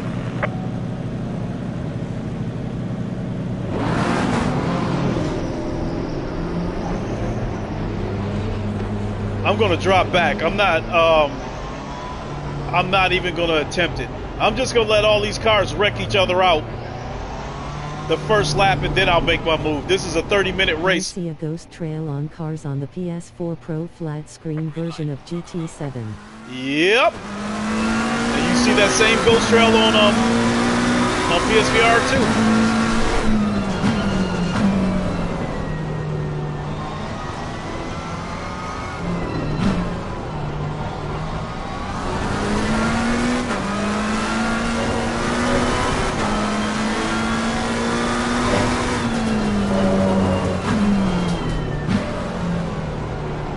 Damn, these dudes are slow.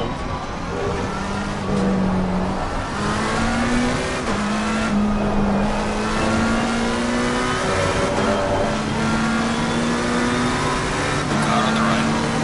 Clear on the right.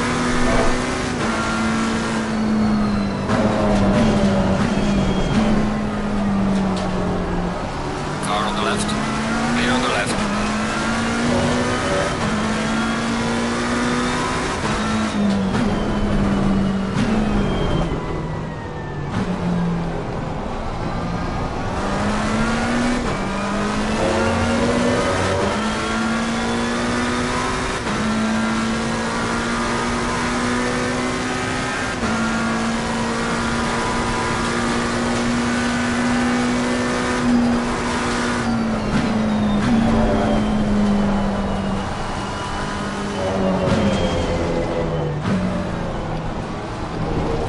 Do they release new tracks for X?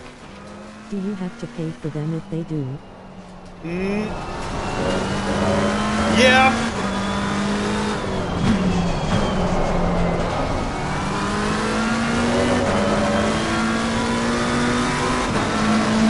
I don't mind paying though.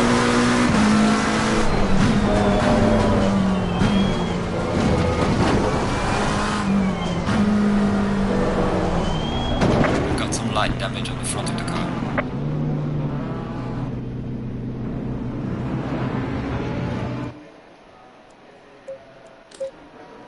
Well, that strategy backfired. I knew somebody would spin out, but I didn't think they would spin out in the middle of the road and take 3 or 4 cars with them.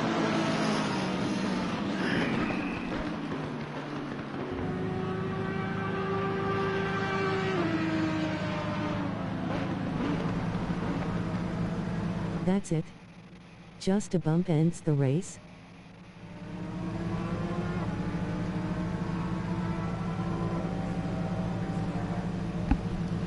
See, I could have kept going. The problem is with this game is any little bump that you do, like if you bump into another car, it damages your car and it affects the car's performance, therefore making you have slower lap times.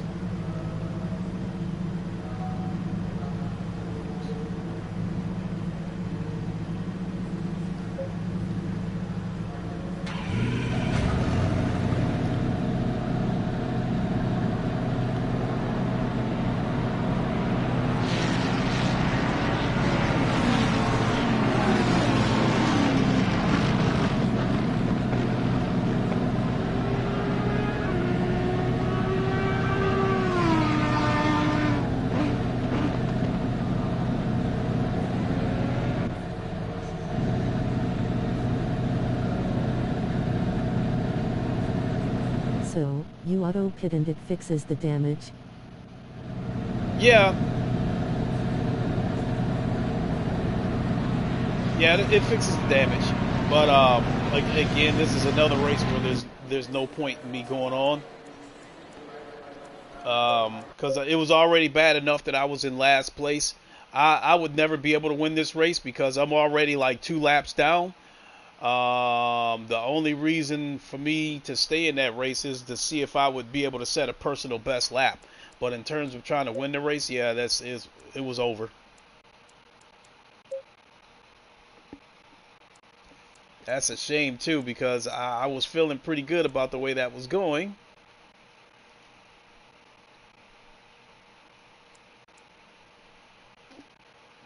that Monza. That Silverstone. There's only one person at that Silverstone track,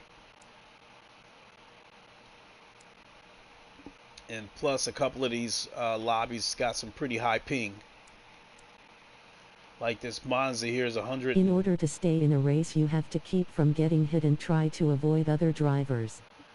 That is rough, but Yep. realistic. Yep. And the crazy part about it is people will still try to force their way through, even though they run the risk of getting into a wreck. Now, that's one of the bad things about the PC version relative to the low fuel motorsports races, is that people will take stupid chances and they'll try to squeeze underneath you, and then they'll cause a wreck, and then they'll send a message to you saying, "Oh, I'm sorry, yada yada yada," because they're scared you're going to report them. So a lot of times they'll say they're sorry, hoping that you won't report them.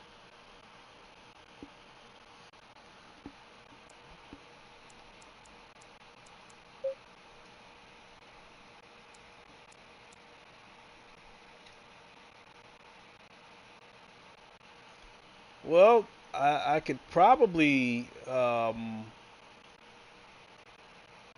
into that Watkins Glen and do a couple of free laps. My fastest lap on PC is 145.6, but my fastest registered lap is That is the 145.8. worst.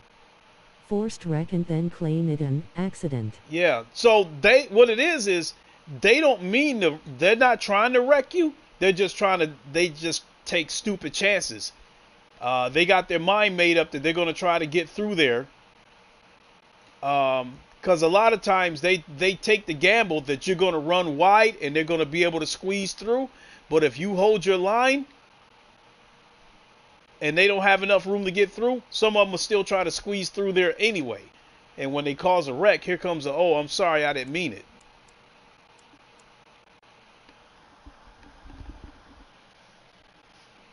Green light. Let's see what I can do. I'm just going to do a couple of laps here and see what I can get out of a fastest, Because like I said, my fastest lap on PC is 145.6.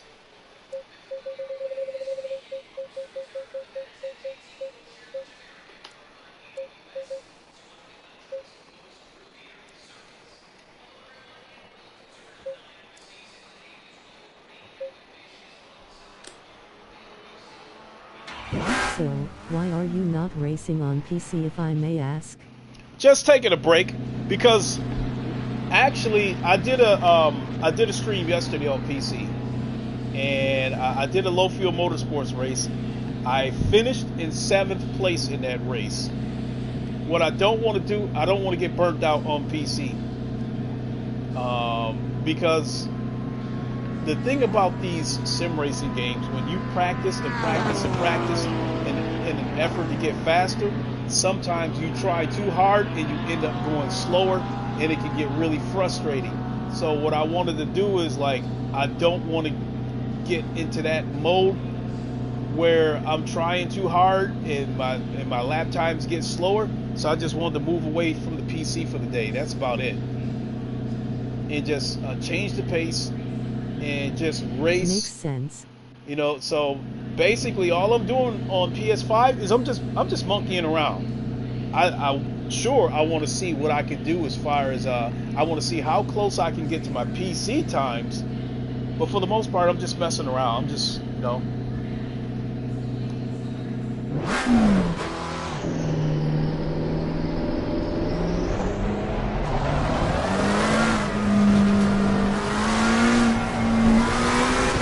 Plus, I love this. Oh, shit. Start that one over. Plus, in terms of the handling, I love this McLaren.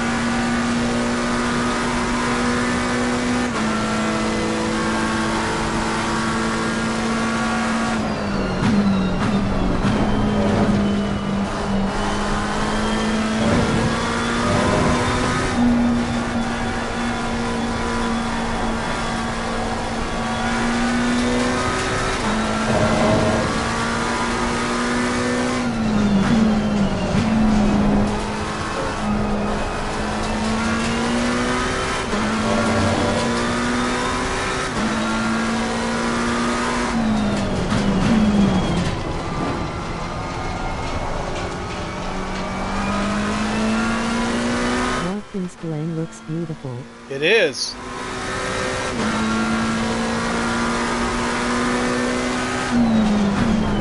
I'm not very good at this track, but I still love it.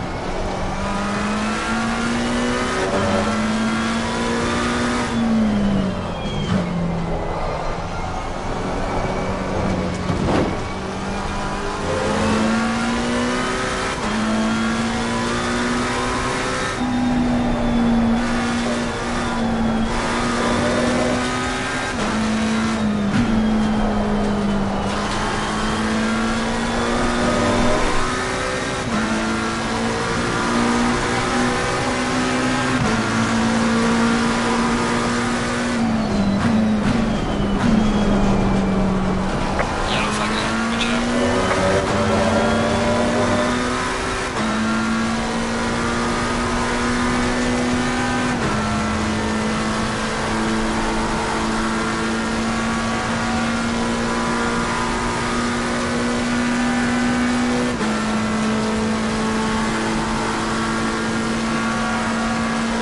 Does Axe have Circuit of the Americas? Yep.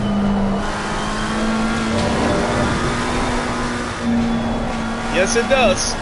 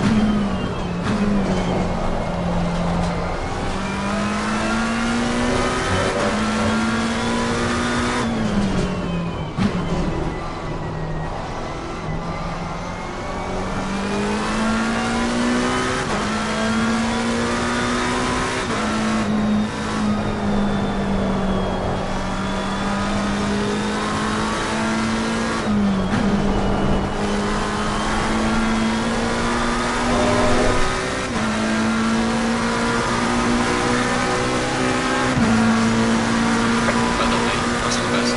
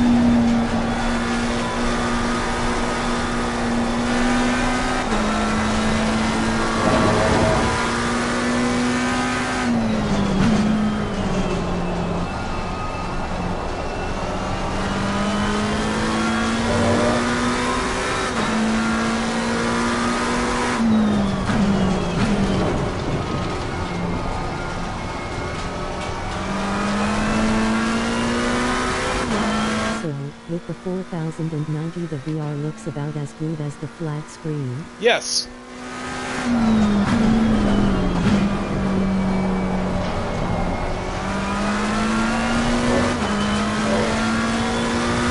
Nice.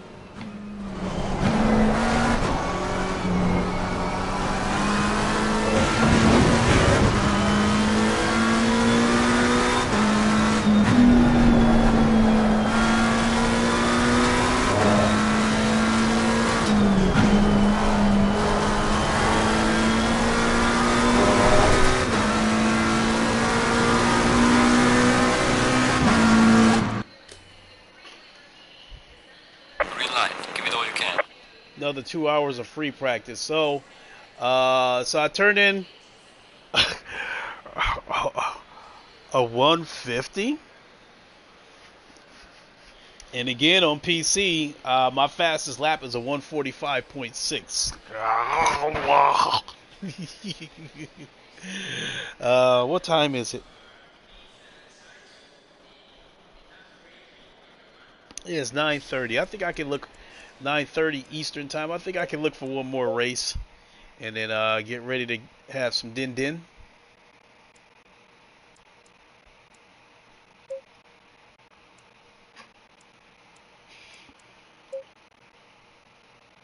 All in all, though, I had fun.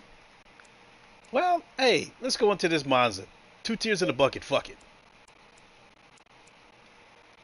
Because its time of day is 1700 hours. That would make it 7 p.m. local time, I believe.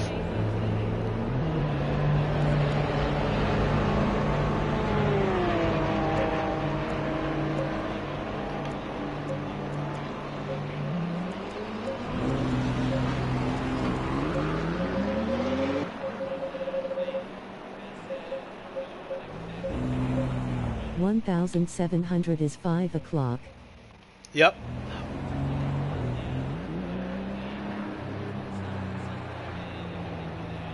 No. Yeah, wait a Are you minute. Eastern time zone? Yeah, I'm in the Where Eastern at? time. I'm in Eastern time zone. No, but I'm talking about the local time of this race.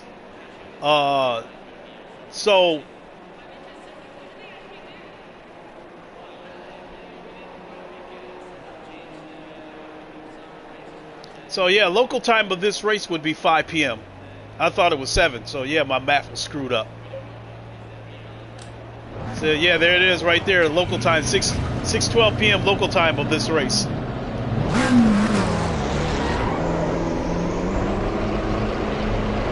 All right.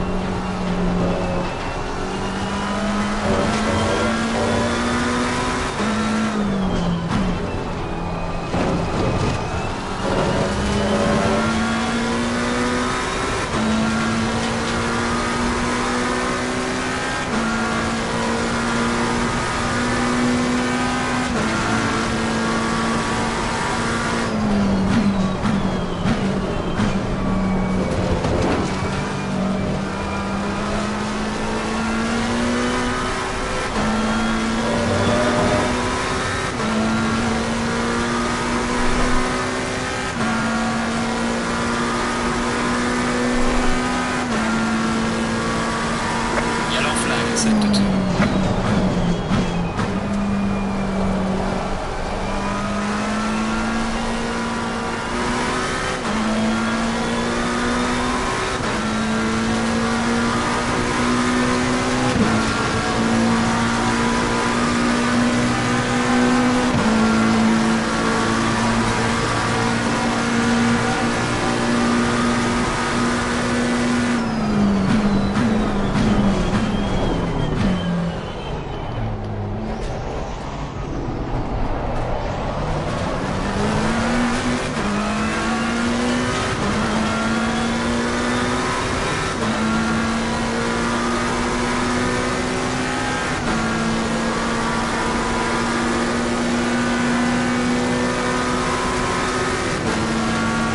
Car on the right.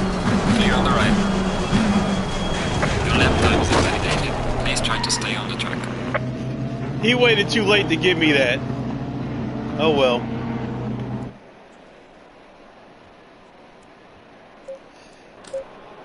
This is going to be a 10-minute race, so I don't think I need to adjust. I don't need to adjust the fuel. 25 liters will be enough.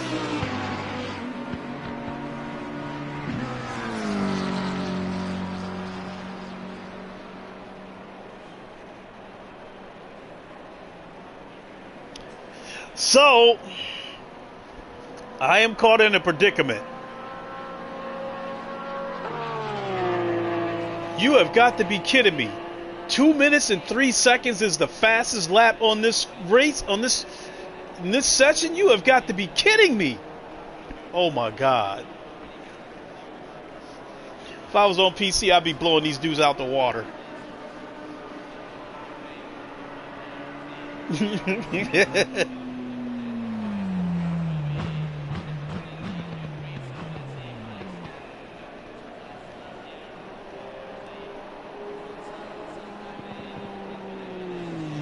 Okay, there it is. There's a 151. Okay, that's a little more like it. Still wouldn't be fast enough on PC, but 151 over here on console might be fast enough to win a race. So, I want to warn you guys, this particular track right here, when we get to that chicane, there will inevitably be a wreck. So what I usually do is go off the track, and I'll take that track limit penalty just to avoid the carnage. So I may do it here because I'm starting right in the middle of the pack. And if any of these guys behind me, if they're dirty, inexperienced, or using a controller, they will inevitably dive bomb at that chicane and cause a huge wreck. So I may go off of the track to avoid the carnage. 30 seconds. So be warned. If you see me go off the track, it's not because I lost control of the car. It's because I'm trying to avoid the carnage.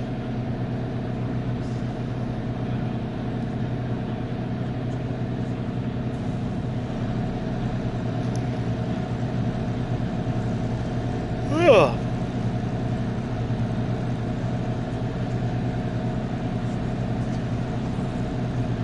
Go in double file.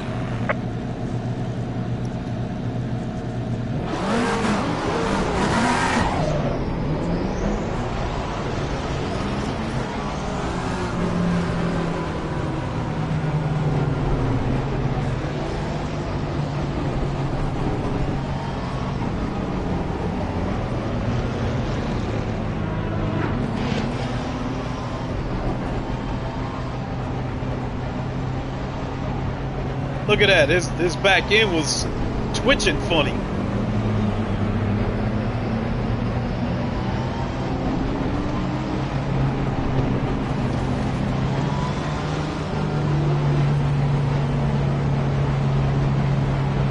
Thank you. Green light. Give it all you can.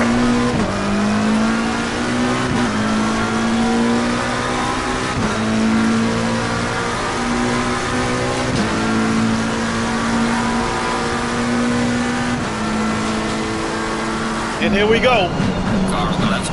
Clear on the left. Oh no, this ain't gonna end good. Have some lightning in it. God damn it.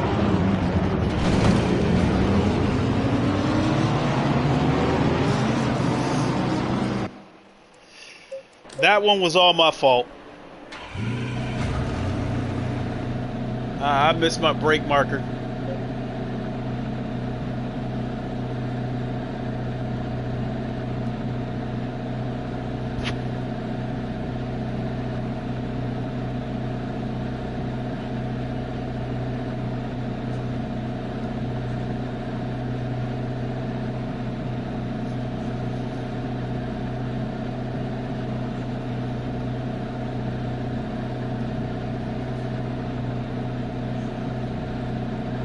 You were way too fast. I missed my brake marker. I was moving right along with the rest of the cars. I missed my brake marker. And so when I missed my brake marker, I deliberately went off the tracks. And all that did was make the situation even worse, because at that point when I hit the brakes, it was almost like I was skidding across ice.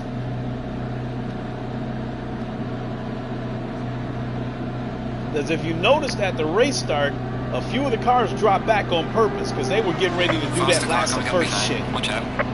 But Yellow flag in sector 2. yeah, I was moving right along with the rest of the pack. It's just I missed my brake marker. I normally brake at 150 meters, but I think in this case I braked at 100, so the car was going to fly off the track. So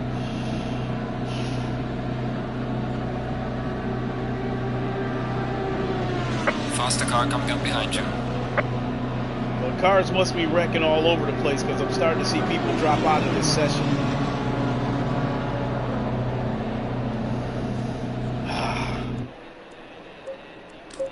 That was all on me. I was hoping this was going to be my... It was going to be my last race, but I wanted it to be clean. So, that one's on me. I caused a huge wreck. And I think that's the first time I ever did that on console. One more time, you. Yeah. Oh, somebody's got an Indianapolis here. Here's an Hungaroring. There's that Silverstone again. There's only 3 people in there, but I could still do it.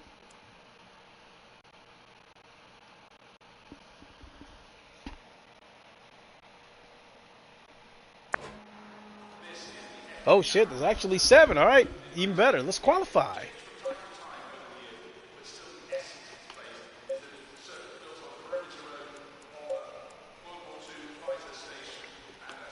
Now, the Coach Dave setups that I bought on PC, I could easily apply those setups here on console, but I would have to manually input it, which I just don't have the patience to do, because I would have to write all the numbers down and then apply it here on console.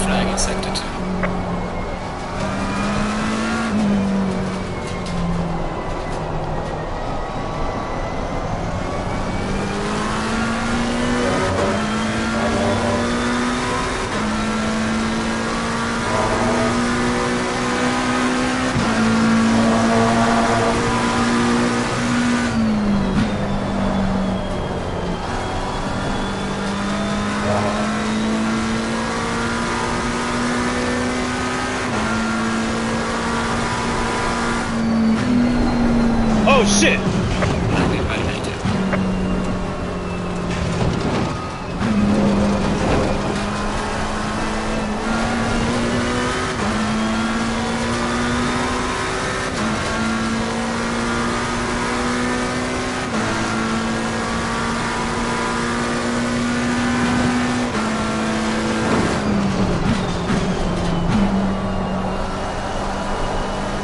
There's a slow car there.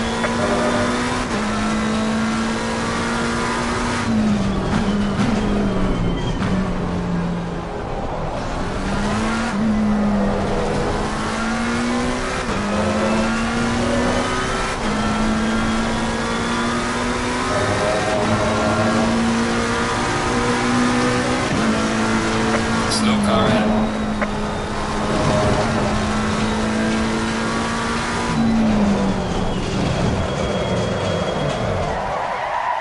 Did you guys see that? That guy came right back on the track with the intentions of running into me. And now he's just sitting right there on the track.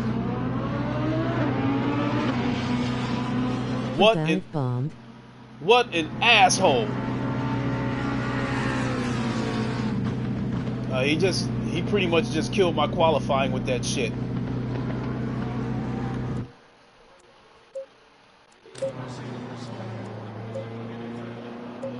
So I can already see what kind of race this is going to be. Somebody obviously wants to fuck this race up.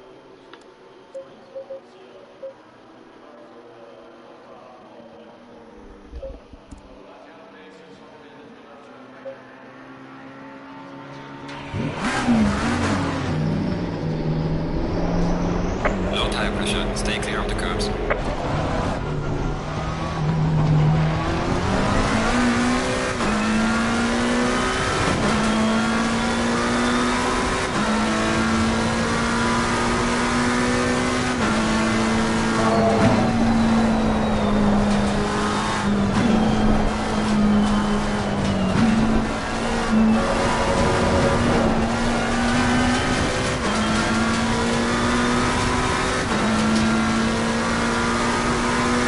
Yellow flag accepted.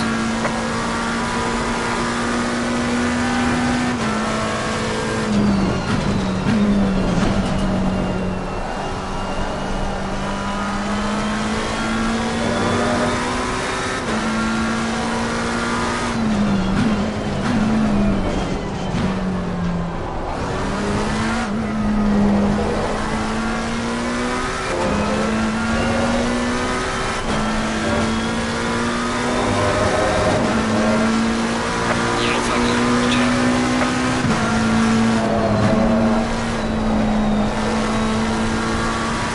There's a slow car ahead.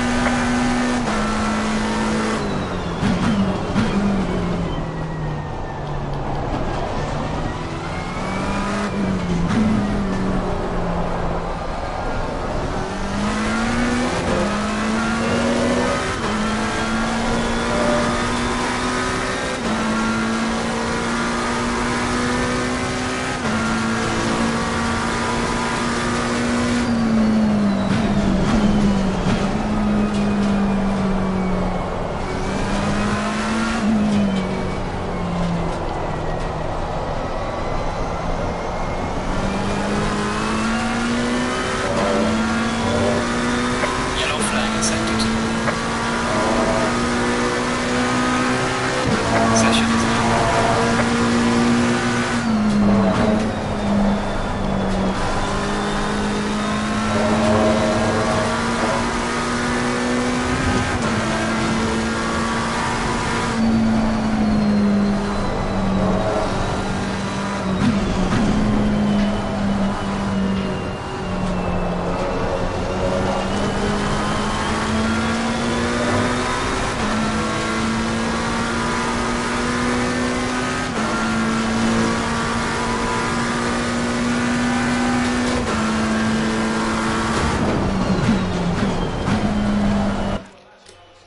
This probably is not going to go well.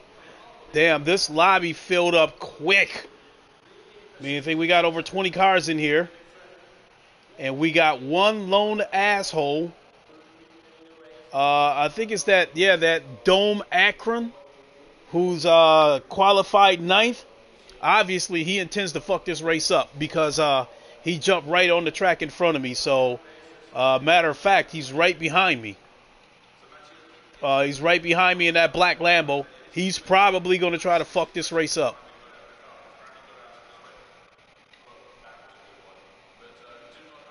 Watch out for that monkey with the wrench. Yep. 30 seconds.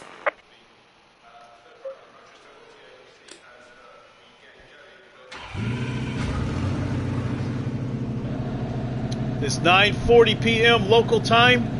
So this race may get a little bit darker as it progresses. Which the darker this race gets, the more dangerous it's going to be.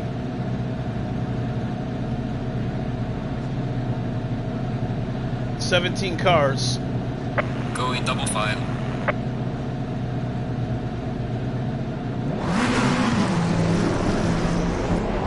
Low tire pressure, stay away from curbs. The one good thing that I can say is that I'm on the inside. So, there he is, I think. Green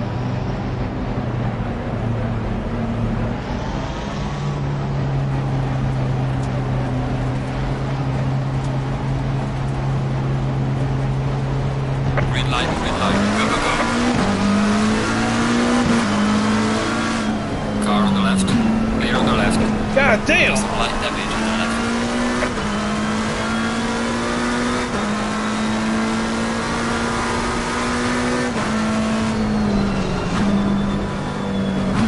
Yellow flag in sector 2. Slow car ahead. Let him go. He's.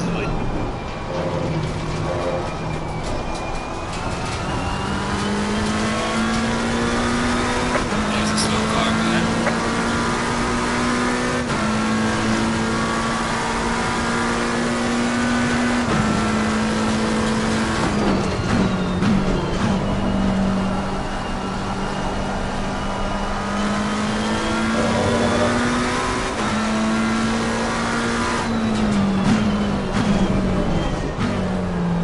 There's a slow car ahead.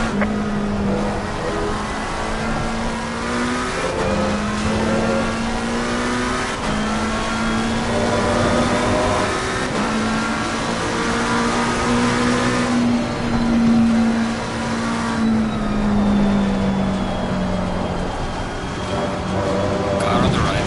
Clear on the right. Man, what the hell? Yeah, That is stupid. Yeah, these dudes is wrecking all over the place.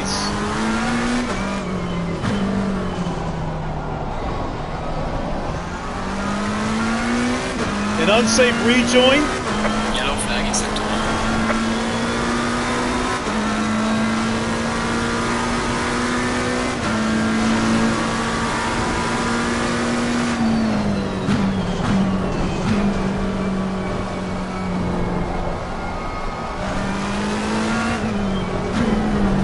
Oh my God.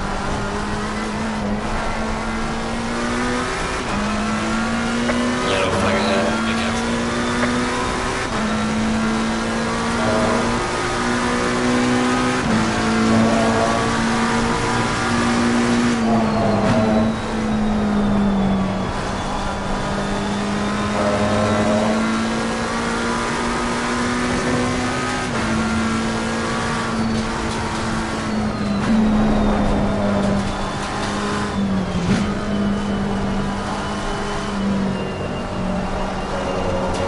That's what you need.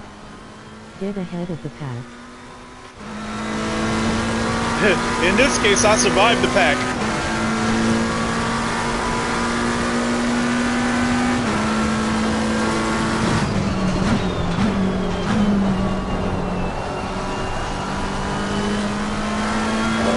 Yellow flag in sector 1. Dodging cars.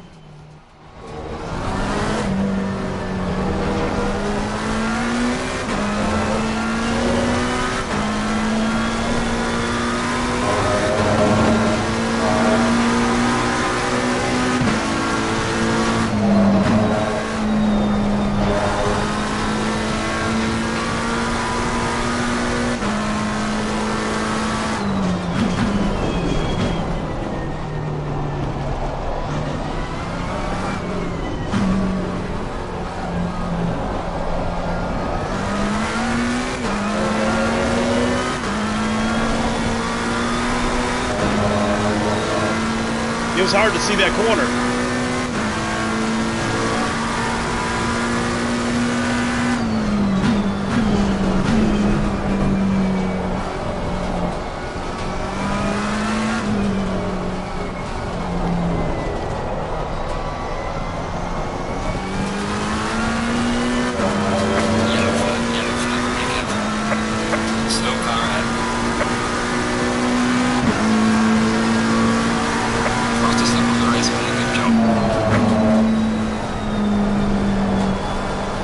I got the fastest lap of the race. Holy shit!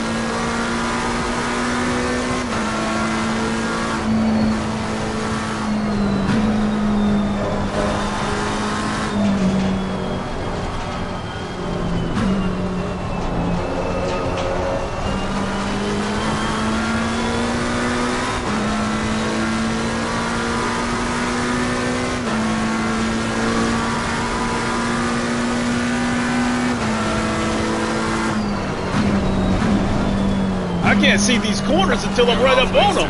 Keep pushing. That's how damn dark this race is.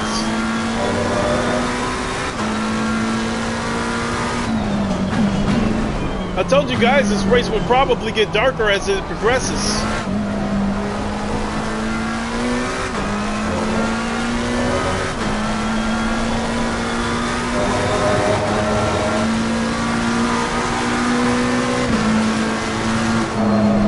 And we're coming up on the back marker.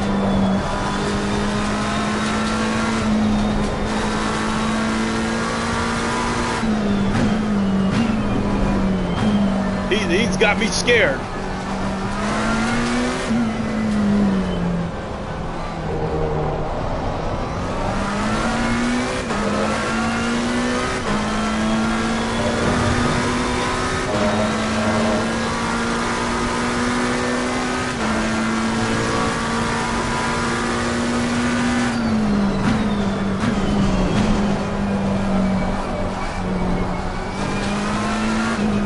It's literally pitch black. Yeah. Bomb markers.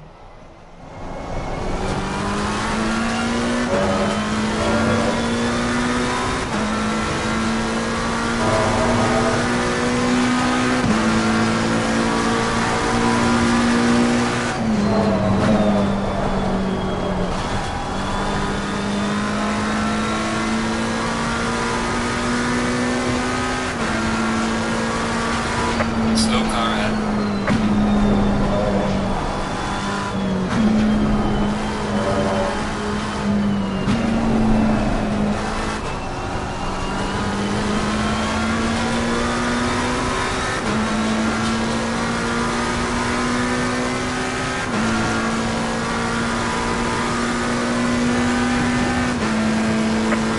Yellow flag, be careful there.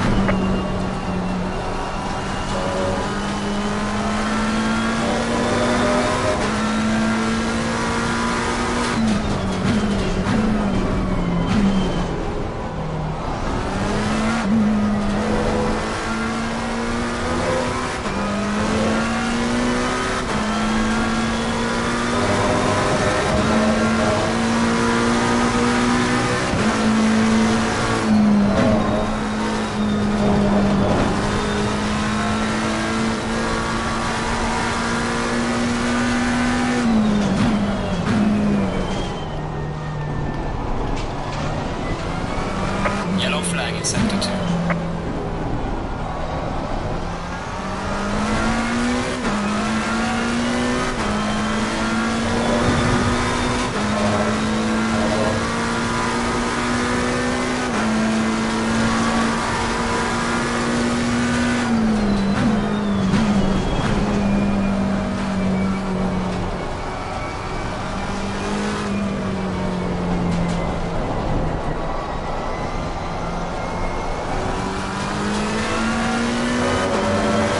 Right back, the leader is on the final lap. Give me the final push.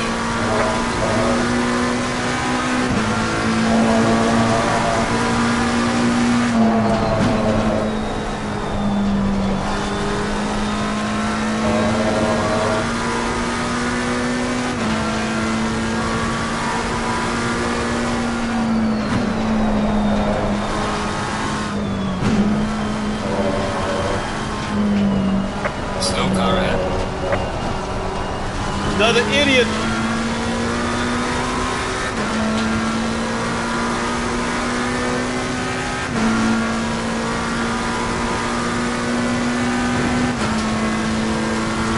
Yellow flag in sector 2. Yellow flag, be careful.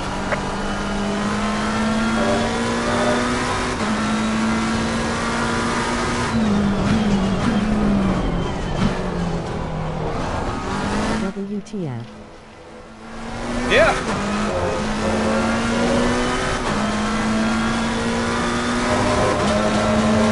This is what you deal with on console.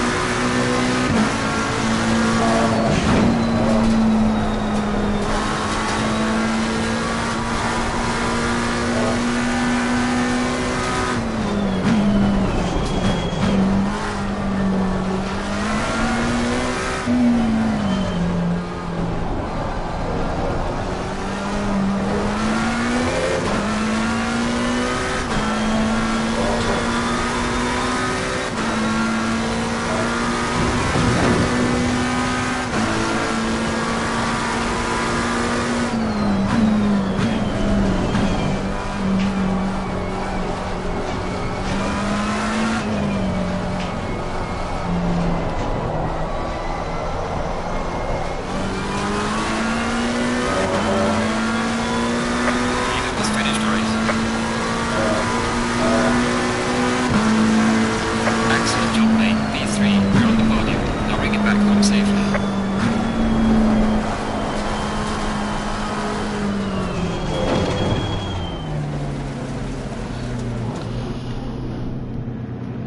Well, I got the fastest lap, 203.2. You made it. Survived. I did.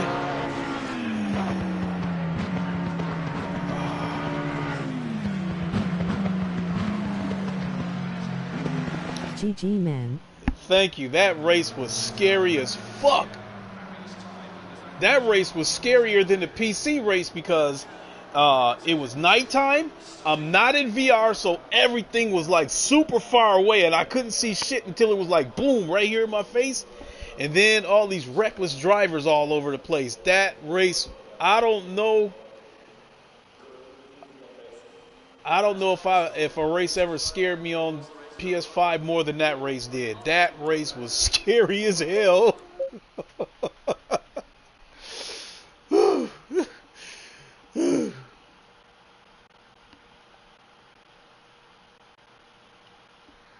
I was in the 202s for a minute. At one point, I was staring at a 202.8. And again, my fastest lap on PC is 159.5. So, you guys seen how I drive on console. So, I invite you, please come back to the next stream when you see me streaming on PC when I'm in VR. And you guys will see that I'm much, much faster on PC when I'm racing in VR. But this was fun.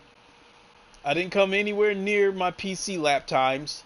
There was a couple of jerks on the track, and a lot of wrecks.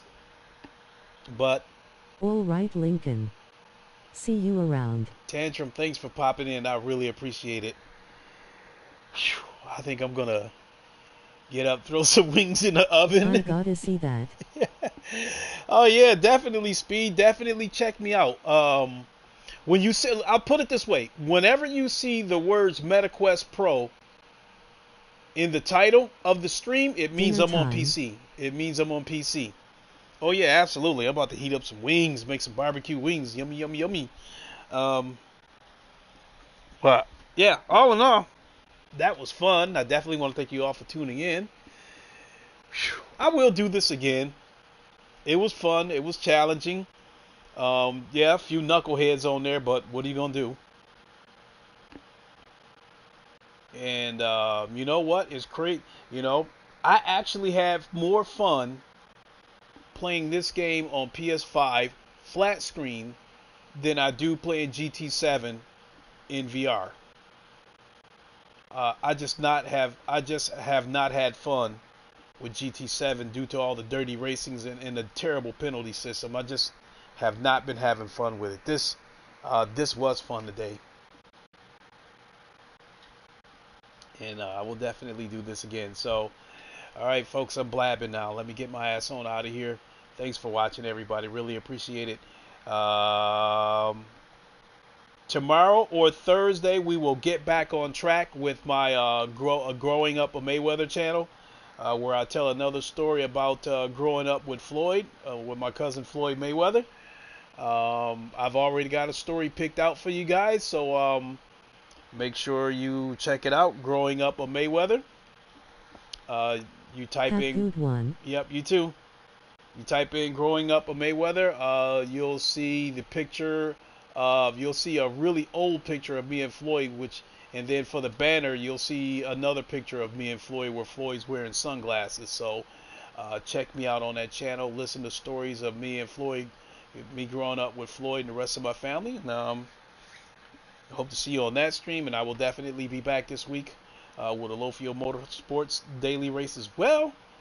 And you all have a good one. Until then, you all know the line. Wakanda forever. Long live the king. And deuces. See everybody. Have a good one.